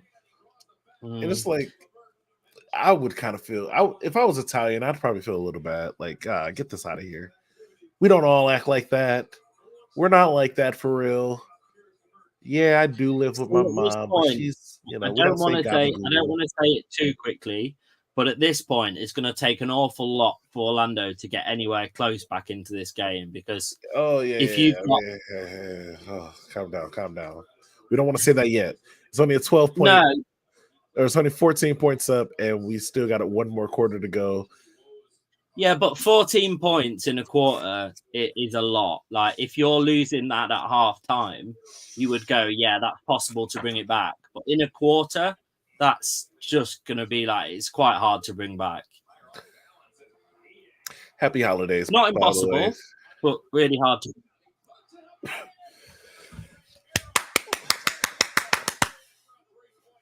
Let's go. 3-point play. Okay, we are up 15. I give you that. Ooh, We're up 15, so yeah, 15, I think now I'm like, feeling more comfortable you're with doing it. quite well. There was there's a saying that I heard while I was watching basketball one time, and I actually kept it to heart, and it actually helped me when I'm playing like 2K and stuff. It's like if you can play the Mhm. worst quarter that you feel like you could have possibly played, if you're only down by 10 or less points at that point, you can still win 100%. Like if this is like a 10-point or less victory, but you feel like you've had one of the worst quarters you could have, then you can definitely come back and win. Because every other quarter is just going to be about gaining momentum and learning from what you didn't do and just coming back. And I remember since I started thinking more like that, I have been way better at NBA 2K. Like Mhm. those first quarter See, I think like things don't mess me up as much. I think with a game like NBA, it's something that you've got to keep playing and all the time, like consistently play it. Whereas I kind of dip in and out of it. Like some years I'll play it, other years I won't. But in order to get really good at NBA, I think you've got to play it like every year, like quite religiously. Well, you got 24, right? Yeah, I've got 24. Okay. Because they switched that one up more than every other one. So like that one is a lot more like it feels a lot more like the defense is better in that one. It's way harder to just like Mhm. pull up and shoot threes and stuff. I would say like Yeah, for all the it other is. ones Yeah. before, it was like way more similar. This is the one that they really changed up. So yeah. Uh-huh.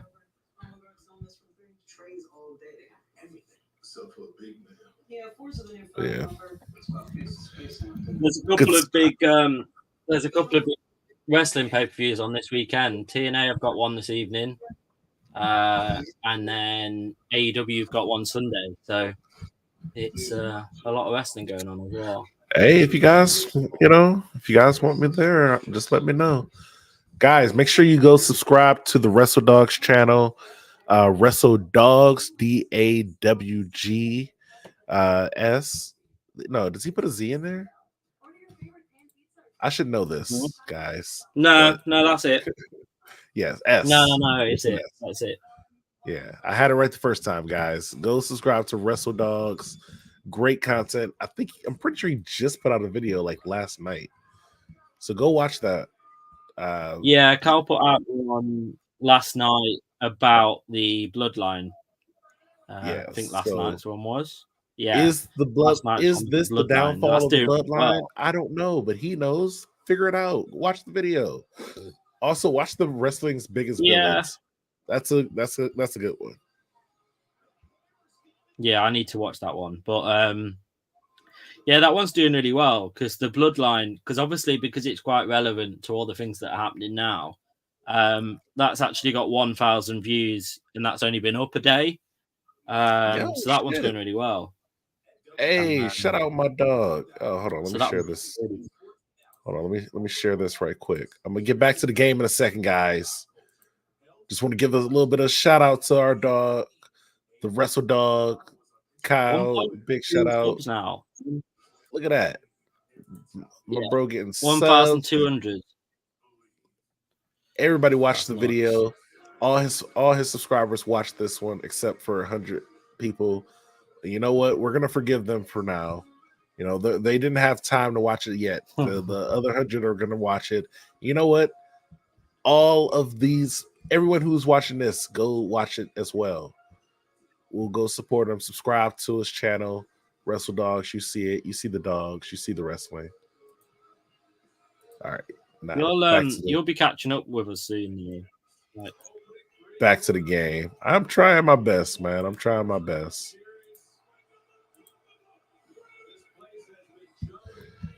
You know, trying to build this audience. I also don't think I think we can focus too much on the numbers, to be fair. We can spend our time really worrying about what numbers we've got, but you've just got to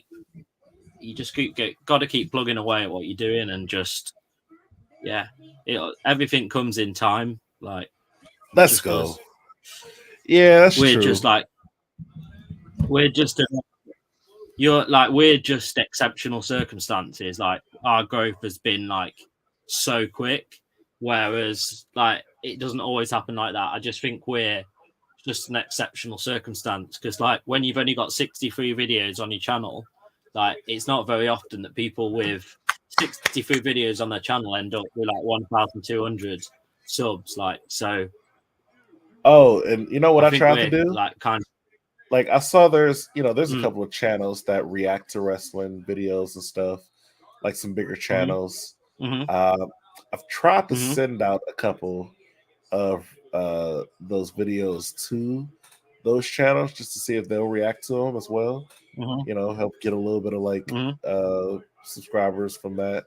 Because like there's this one like In the Clutch, literally like two dudes from Texas that love wrestling. I think they actually got to appear on WWE because like a bunch of wrestlers saw their reactions to their different content.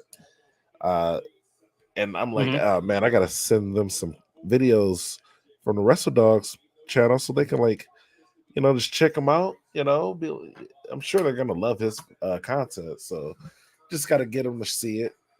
You know, now that it's growing, I'm sure I'm not the only person doing it, but you know, yeah, I see. Like, yeah, I do think it's. I do think you can. I do think you can try and do that, but I do often think it's better to gain your fans organically just by doing what you're doing. Like, if that makes sense. Yeah. So build your fan base around people that want to watch your videos, just because like it's good to have, like, so for example, like to have Andrew from Cultaholic on the channel was amazing. Like, it was absolutely out of this world. Yeah. Like, that really helped us, and that's like a relationship really great to have. But like, yeah, like me and Carly spoke a lot, and we just said that we want people to watch our content because they want to watch it because of me, Kyle, and everybody else that's on the channel. Yeah. Like, that's what predominantly but it's like people to do. Like, it's the exposure part of it. You know, it's just you're just finding ways to grab the audience, and you're still getting it naturally. It's not like, hey, I'm gonna be here, so I need everybody from my channel to go subscribe. And you know, everybody's not going to do it, no matter who you collab with. But there may be like one or two people from every like stream or collab you do, or like, you know, if somebody else reacts to your content, their audience may be like, okay, I like the content. I'm here for my guy, but my guy likes the content, and I can see myself watching this content. That way, I can rewatch it with my reactor guy later. You know, and I think that's kind of like the beauty that those type of channels can have. Yeah, see, I do eventually, like when we get to a point where we're happy with where we're at, I would really like to like get up and coming wrestlers, or like wrestlers coming through, or like I don't know, people to come on and like to interview them about. If you can get like some local guys, some UK guys on there, like right before they get big and stuff, you know, maybe even some like the guys from like the UK WWE stuff. Yeah, that's I would love to do that one day, because I just think it's great to have that kind of, just to sit down and but it's so like that more podcast style that we had when we had Andrew on. I just think that's great, because you kind of have to spend the week building up questions and stuff, and I just thought that I think that video is going to be like one of the best ones that I ever make, because I just think that whole conversation was just amazing that we had. Yeah, that was good. That was definitely a good one. I remember. I listened to it on the background. Yeah, because I sometimes, because I think it's good in some aspects to watch back some of your videos. I watch, like, I don't watch the whole videos back, but I watch like, I don't know, like 10-15 minutes of each one. I'll watch it before it gets uploaded. I mean, in live streams like this, I may like watch back a few minutes just to make sure the audio wasn't crazy. Yeah, but see, That's about it. Yeah, I As tend far to as do like, because I'm not gonna remember all the things I said. Sometimes I'll make videos, Mhm. and those are like pre-recorded, and I literally do the editing for them and hear myself talk over and over, and I still don't remember what I said. You know, Mhm. I'll be like, "Oh shit, I can't believe I said that. Why did I say that?" That's me half the time. Yeah. Here's the secret sauce, guys. Half the time, I'm wondering why I said it too. You know, it just happens, Yeah. guys. See, yeah, I don't think it's good to watch like all your videos back because then you become like super critical of what you're doing. You're like, oh yeah, that minute. Because obviously the way that YouTube analytics is as well, like you could even go as deep as seeing when everybody switched off, like at a certain part of the video, like 3 minutes Oh, in, yeah. that's the time. Like I just think that's crazy. Because if you start thinking like that with the analytics, you just become like getting your own head and you think, oh well, when people dropped off 2 minutes in, what was I doing wrong? Like, and you can start looking into it a bit too much. But I was like, I think that's something that me and Kyle had both spoke about at length is to not worry about the ins and outs of it and just keep doing what you're doing. That's the only thing you can do. Oh yeah. I mean, my whole thing, I'm just trying not to be super lazy about things all the time. Mhm. Hence why I'm trying to Oh do yeah, these live consistency. I think is the streams, key. guys. Mhm. Live streams. Yeah, consistency is the biggest key. I think. Dang, what happened? Yeah, Hold consistency for on. sure. Got two people who look like they're kind of out. Wow. Why? Yeah. Dang, I hope he's okay. Guys, I guess while they're doing that, also I That have doesn't look good. merch. Check out the cups. I just got one of the cups in. You know, go check out the merch. You can drink out of these. They're cups. That was my best promotion of a cup. That's the tagline now. Like on the website. On the website, just above the cups, they're actual cups that you can drink out of. You can put tea, coffee. I guess you can put juice in these. I don't recommend it, but you know, technically you can put other non-liquids in this cup. Go for it. You know, pencils. I've seen that happen. You can put pencils in the cup. Pens. Those also count. And markers. That is the extent, though. Do not put color pencils I in tell you there. what, that's it. Like everybody's gonna go out and buy those cups now. Now you've told people that they can put pens in them. That's it. That's the top tier selling. So that's. Oh my gosh. Yo, shout outs to Okoro. He is a tough kid. Wow. You see the way he landed? Oh. Like he landed on his head, bro. Had his head stuck between, like, I think his head. He got kneed in the head, and then his head also landed against another person's leg. So it was like he kind of got kicked in the head twice. Most NBA players now would be crying and not play for like weeks on end. Oh like, yeah, just because of that. He definitely looks like he's ready to get back in the game, but his mouth hurts. Like he ain't even going to the locker room. Yeah, he just got a busted lip. Crazy. Cool. He did get hit pretty hard though, and the other guy gets a foul somehow. Again, insane how they give Orlando the foul every time. So you said the next game's Tuesday? What time is the next game?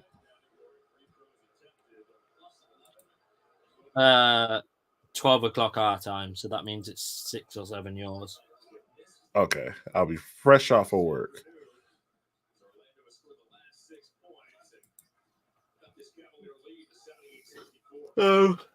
So I shall be next on no, you can't. next Saturday, I think. Okay, cool. Because the two in the middle, so the Tuesday game and the Friday game are both at 12 o'clock in the evening. So game 4 I suppose that would be good because we'll know a little bit more about the series, how the series is going to play out by game 4. Like you can get a kind of understanding of what's going to happen. Yeah, it might be over. It could be. Oh my God, that was a good throw. That was a good shot. Okay, so now I'm getting a little bit nervous, guys. This lead is getting cut a little bit too far. We got to get this energy up, guys. We got to start playing defense again. Come on. They've got 11-0 in the last 4 minutes. Exactly. Let's go. Which is not good. That's what I'm talking about. That's cool. Get them back up, man. Come on, we got 7 minutes to go. Maintain this lead.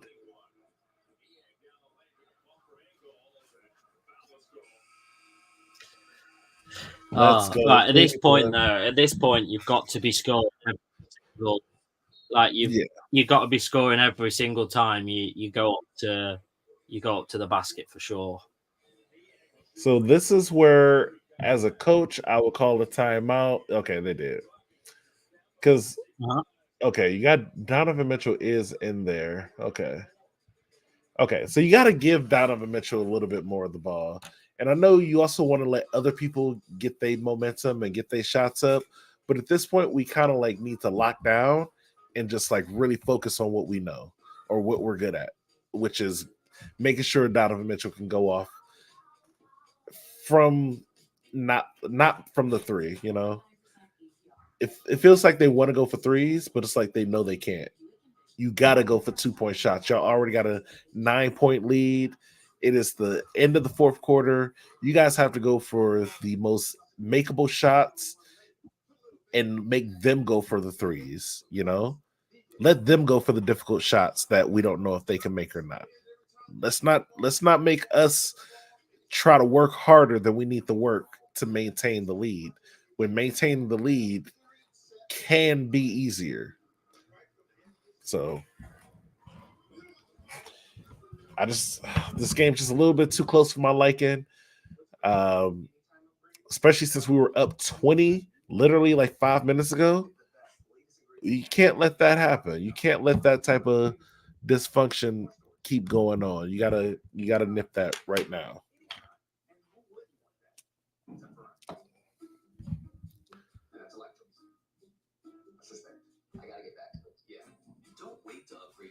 I gotta get back to it.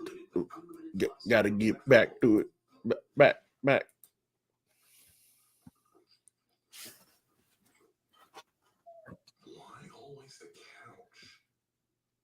Biggity back. I'm going back to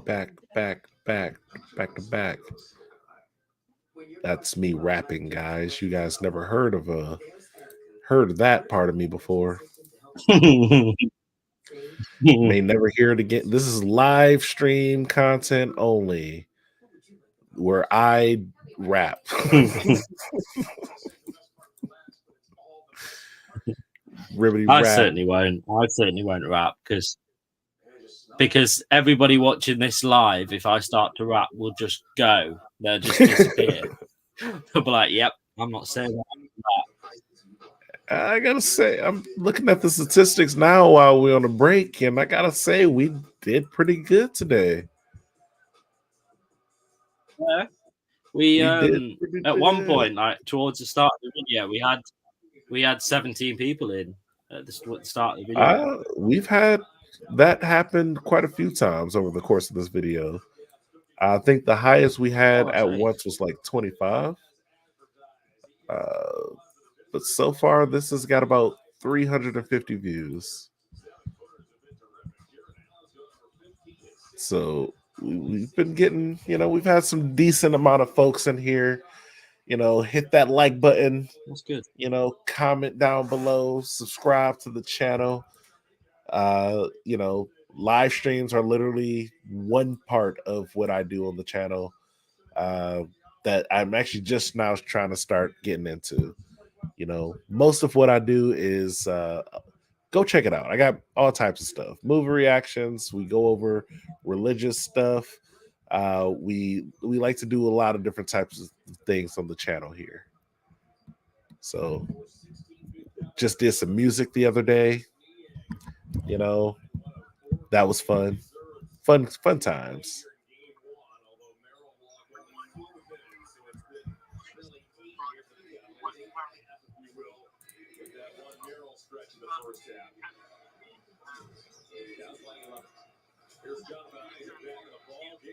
Let's go. Come on, Cleveland. Come on, Cleveland. Come on, Cleveland.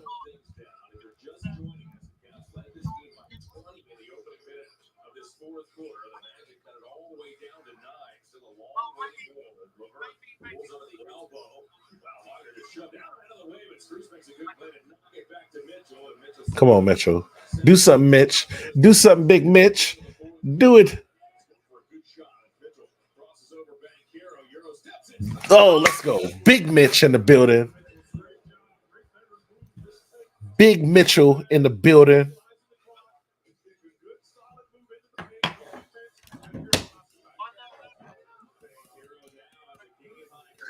I've got the I've commented on Gooner Gathering, and now they're talking about basketball and how many basketball players they know, and they each know 3 each. I bet it's like LeBron James, like Michael Jordan, and probably Kobe Bryant. No. So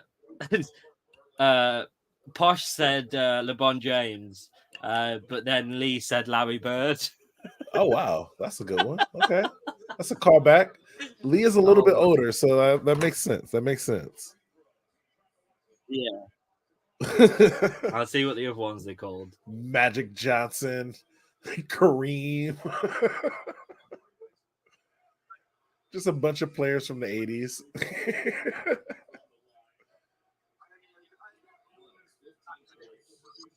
All right, Jared Allen, 15 points. Larry Bird rebounds. and Michael Jordan was Lee's. I kind of figured. I think Michael Jordan is going to be in everybody's. Like, he is just a well-known guy.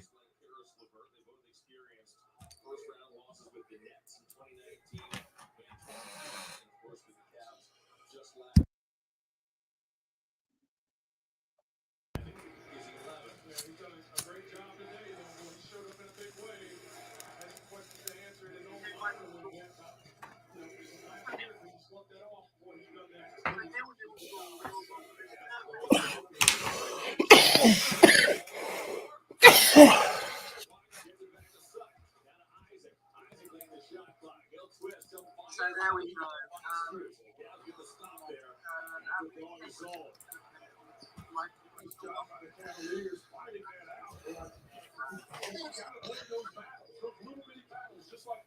Come on, Cleveland.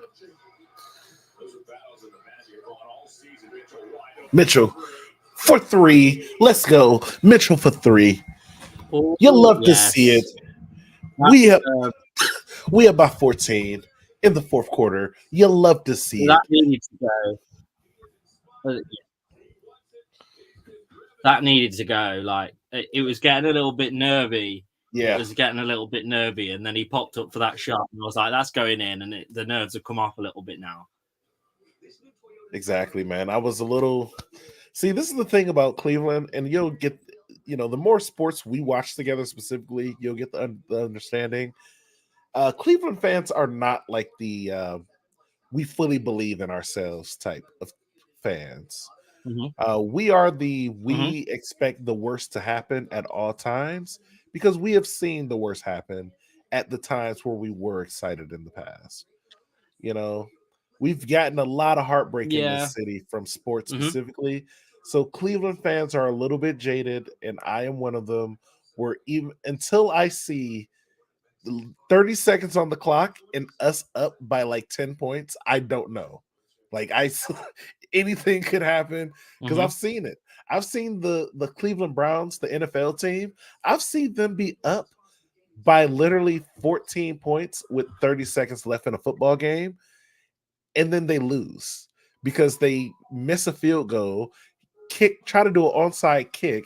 It actually gets recovered. The team makes a touchdown in one play. The other team does an onside kick. They actually recover it because they do it properly. And then they score again, and then they do a 2-point conversion.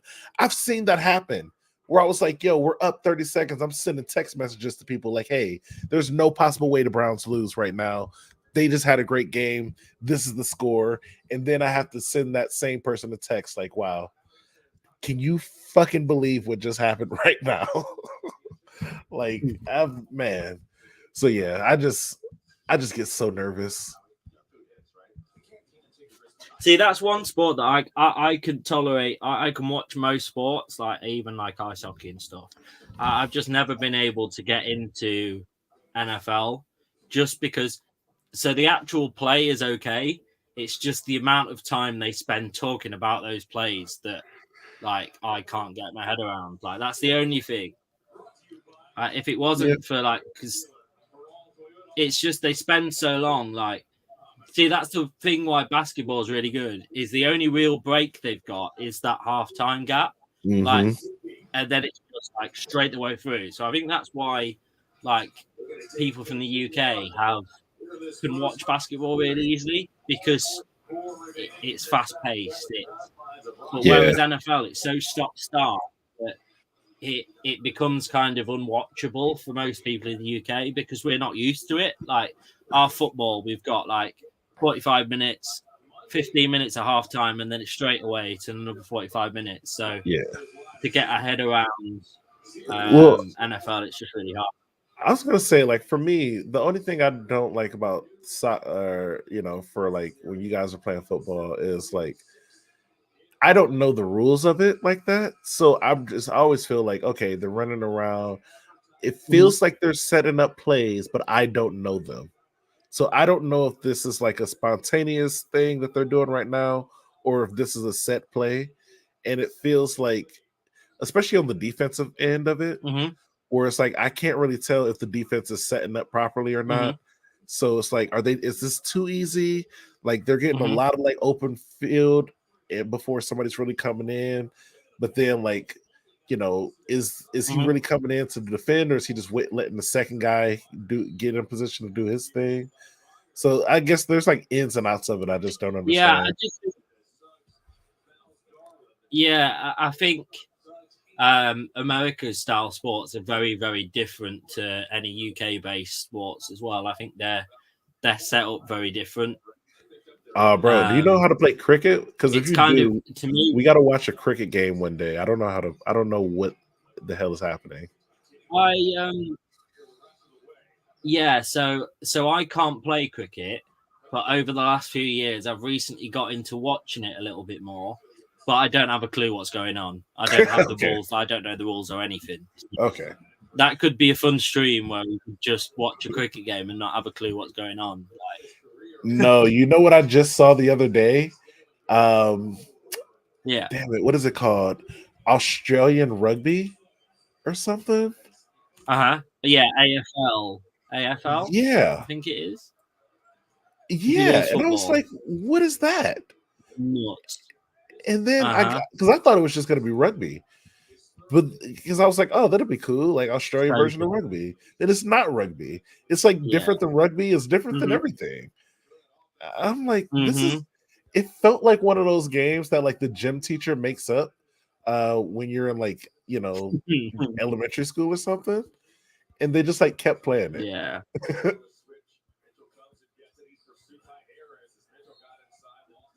Wait, what do they call that? Primary school for you guys? No, there's a. What's that? Sorry. Elementary school. They call that primary school for you guys?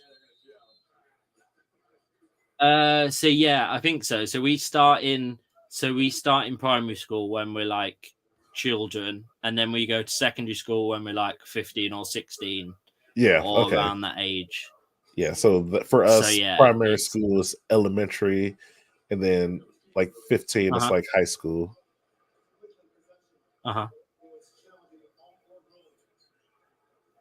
Yeah, there's another crazy sport.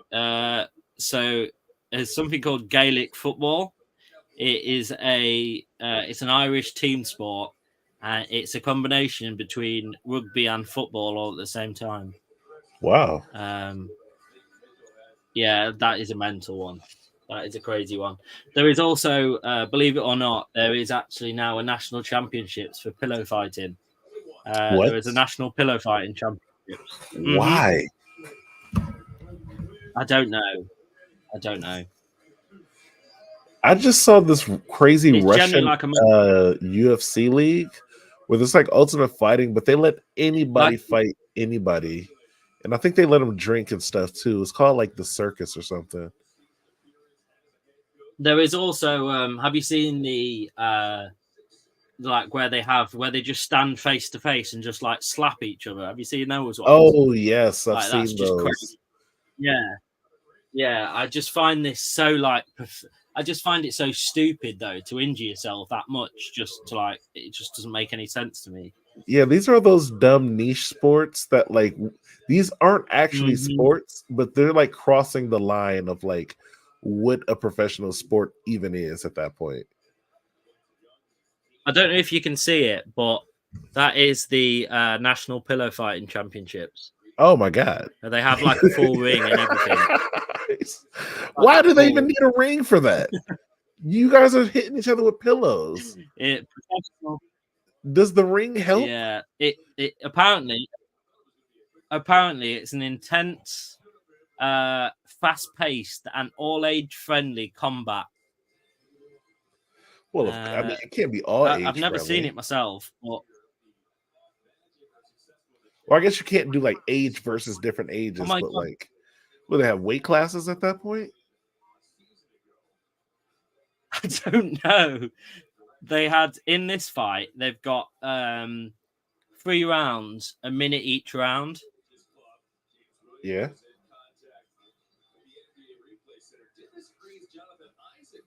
Apparently, it's a slugfest. I bet.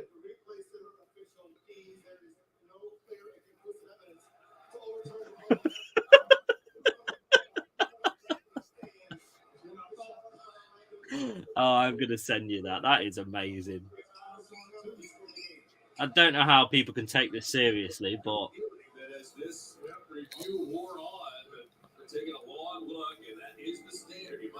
Oh, body shots don't count, apparently. It's only headshots that count in pillow fighting championships. Wow. Okay. So height would be a pretty big advantage to have. It's just headshots, basically. Imagine meeting someone in a club. And they go, "Oh, what do you do for a job?" "I'm a professional pillow fighter." Yeah, that's when they leave. That's like, when they walk away. Really?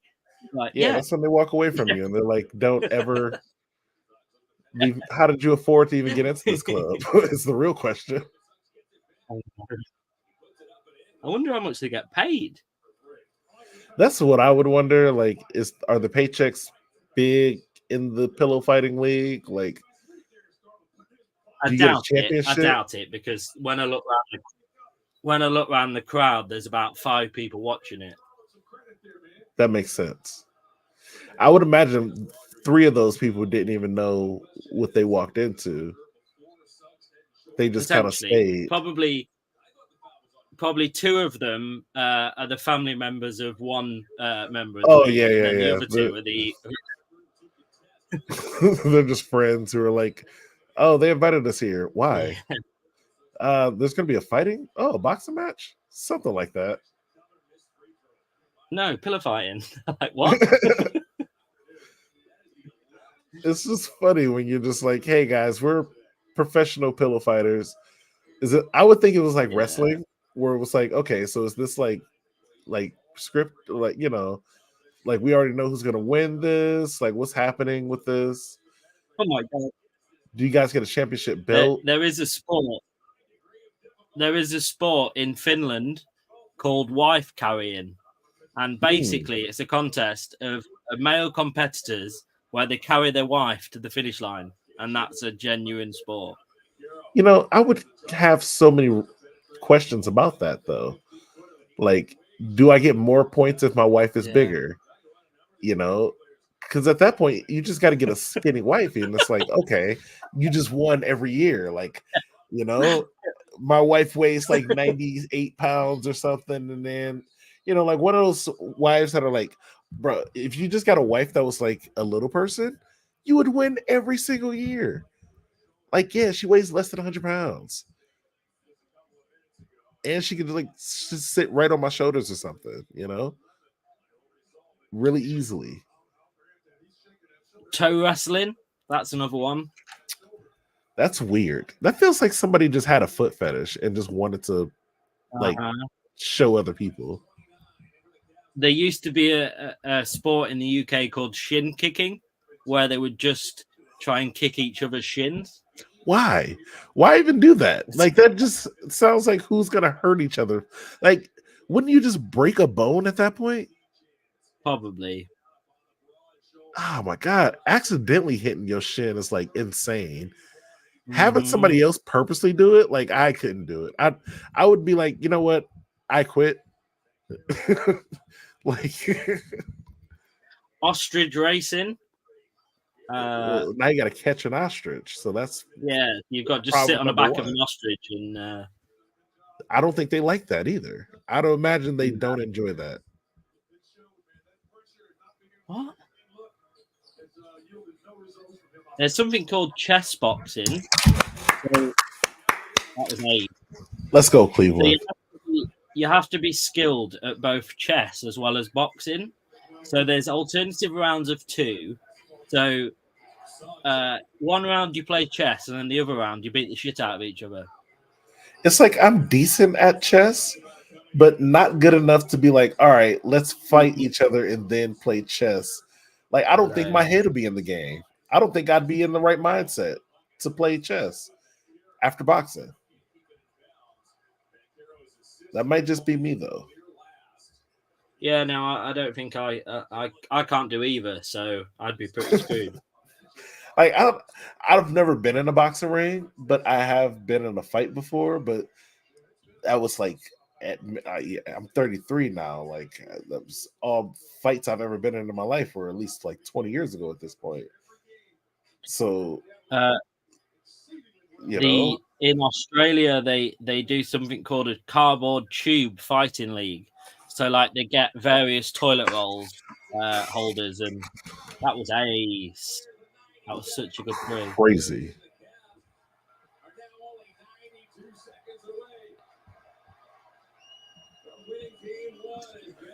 Let's go, Cavs. Game 1. We're doing it. It felt like we did this thing, man. The Cavs played a pretty good game today. Yeah, the better team, the better team won as well. Like, that doesn't happen sometimes in basketball, but the better team certainly won this game. And I feel like this is one of those games where it's like, okay, they didn't just like, they actually won in a pretty convincing fashion, like you said. They maintained the lead the entire game. There were points where it got a little shaky, especially for me. And again, I got a little bit extra shaky because it was like, oh, it's Cleveland. But see, I don't. They did it. Like, I didn't at all feel nervous at any stage during this game, apart from when they hit that 3, and I said, right, that's like the difference between winning the game and not now. Because I've seen Spurs basketball over the last few years where they can be like 20 points up at half time and still end up losing. So like, so it's like, I think the difference is, like, with other teams that I've watched, like, Cleveland have never really looked under pressure. Like, the scores have got close together, but they've never sort of been like, right, the team looks nervous now. They've always been like really composed and just. Yeah. I think this game's like, it's like a marker setter, isn't it? It's like kind of stamping your place and saying to Orlando, look, this is a level you're going to have to come to beat us in this game, like in this series. This is the level you're going to have to play at.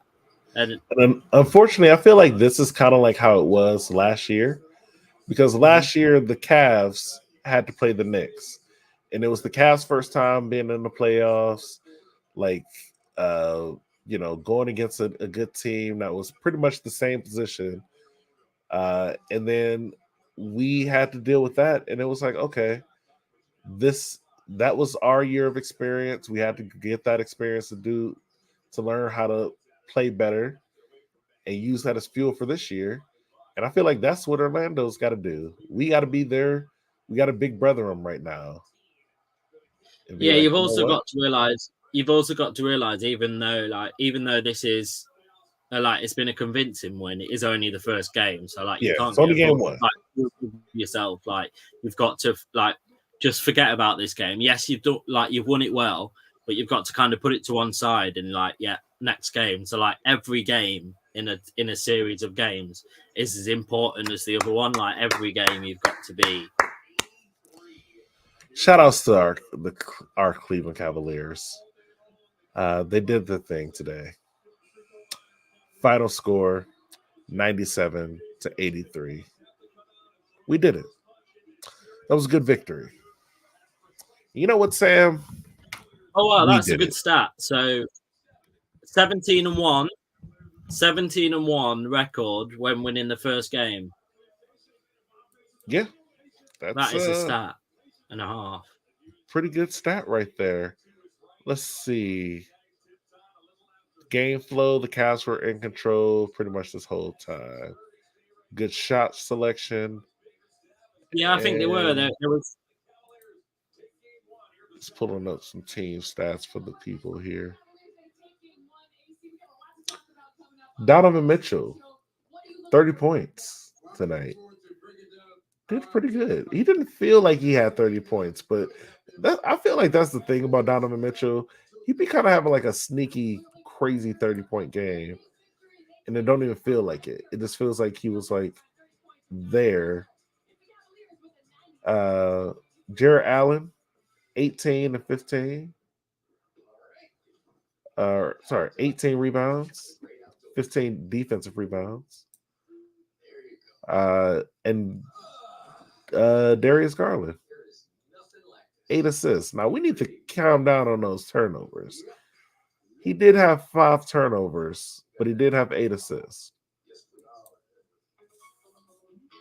And shout outs to Pablo because he actually led Orlando in all of their stats. So bro was out there doing literally everything he could. But I think that's also going to hurt you guys going forward. That you have one guy being your leading scorer, assist leader, rebounder. He's got to do everything, and he also had 9 turnovers, which means he was already kind of tired this game. So by game 4, he might be exhausted. Other people are going to have to really step up. And this was him having a good game. Yeah. So him having a bad game could be a complete. It shows how good you. It's kind of a test of your squad, isn't it, in playoffs as well? You can see how good your squad really is.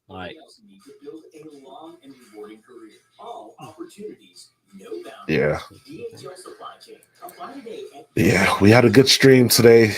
I think we're about to call it in this moment. Guys, make sure you go subscribe once again to Wrestle Dogs. Also, Sam, you got anything you want to plug? I don't think so. Obviously, I've started my own little Twitch channel. If anyone wants to hop over on that. Yes, go subscribe to his Twitch channel. Plug it. Yeah, so my Twitch channel. I what I'll do next time, I'll come in and I'll put my Twitch channel in the in my name. That'll make life easier. Please do. So yeah, go subscribe to Sam on Twitch. What's the name of your Twitch, Sam? I'm subscribed to it already, but I gotta open up the app. Yeah, Sam Wilson AFC on Twitch. AFC? Oh no, I can't comment on there. No, that's it though. Really. Other than that, yeah, we've got a stream. We'll have a stream tomorrow night with Wrestle Dogs. Let's go. Not sure on the time yet, but we will have one. Yes, Sam Wilson. So yeah, AFC. obviously, Go tune in check him tomorrow out. if you're around. And yeah, guys, we had a great one. The Cavs won, so victory. You know, we love it. We love to see it. I got my Cavs merchandise on, so you know, we love to see it, guys. And I love seeing you guys in here. Love seeing the comments, even if some of you guys were just saying, literally show the game, which you know I can't do. It was good commentary though. It made for good moments. That's important, you know. It's good interaction. So yeah, we did great. As always, thank you. If you made it this far, I love you. Bye.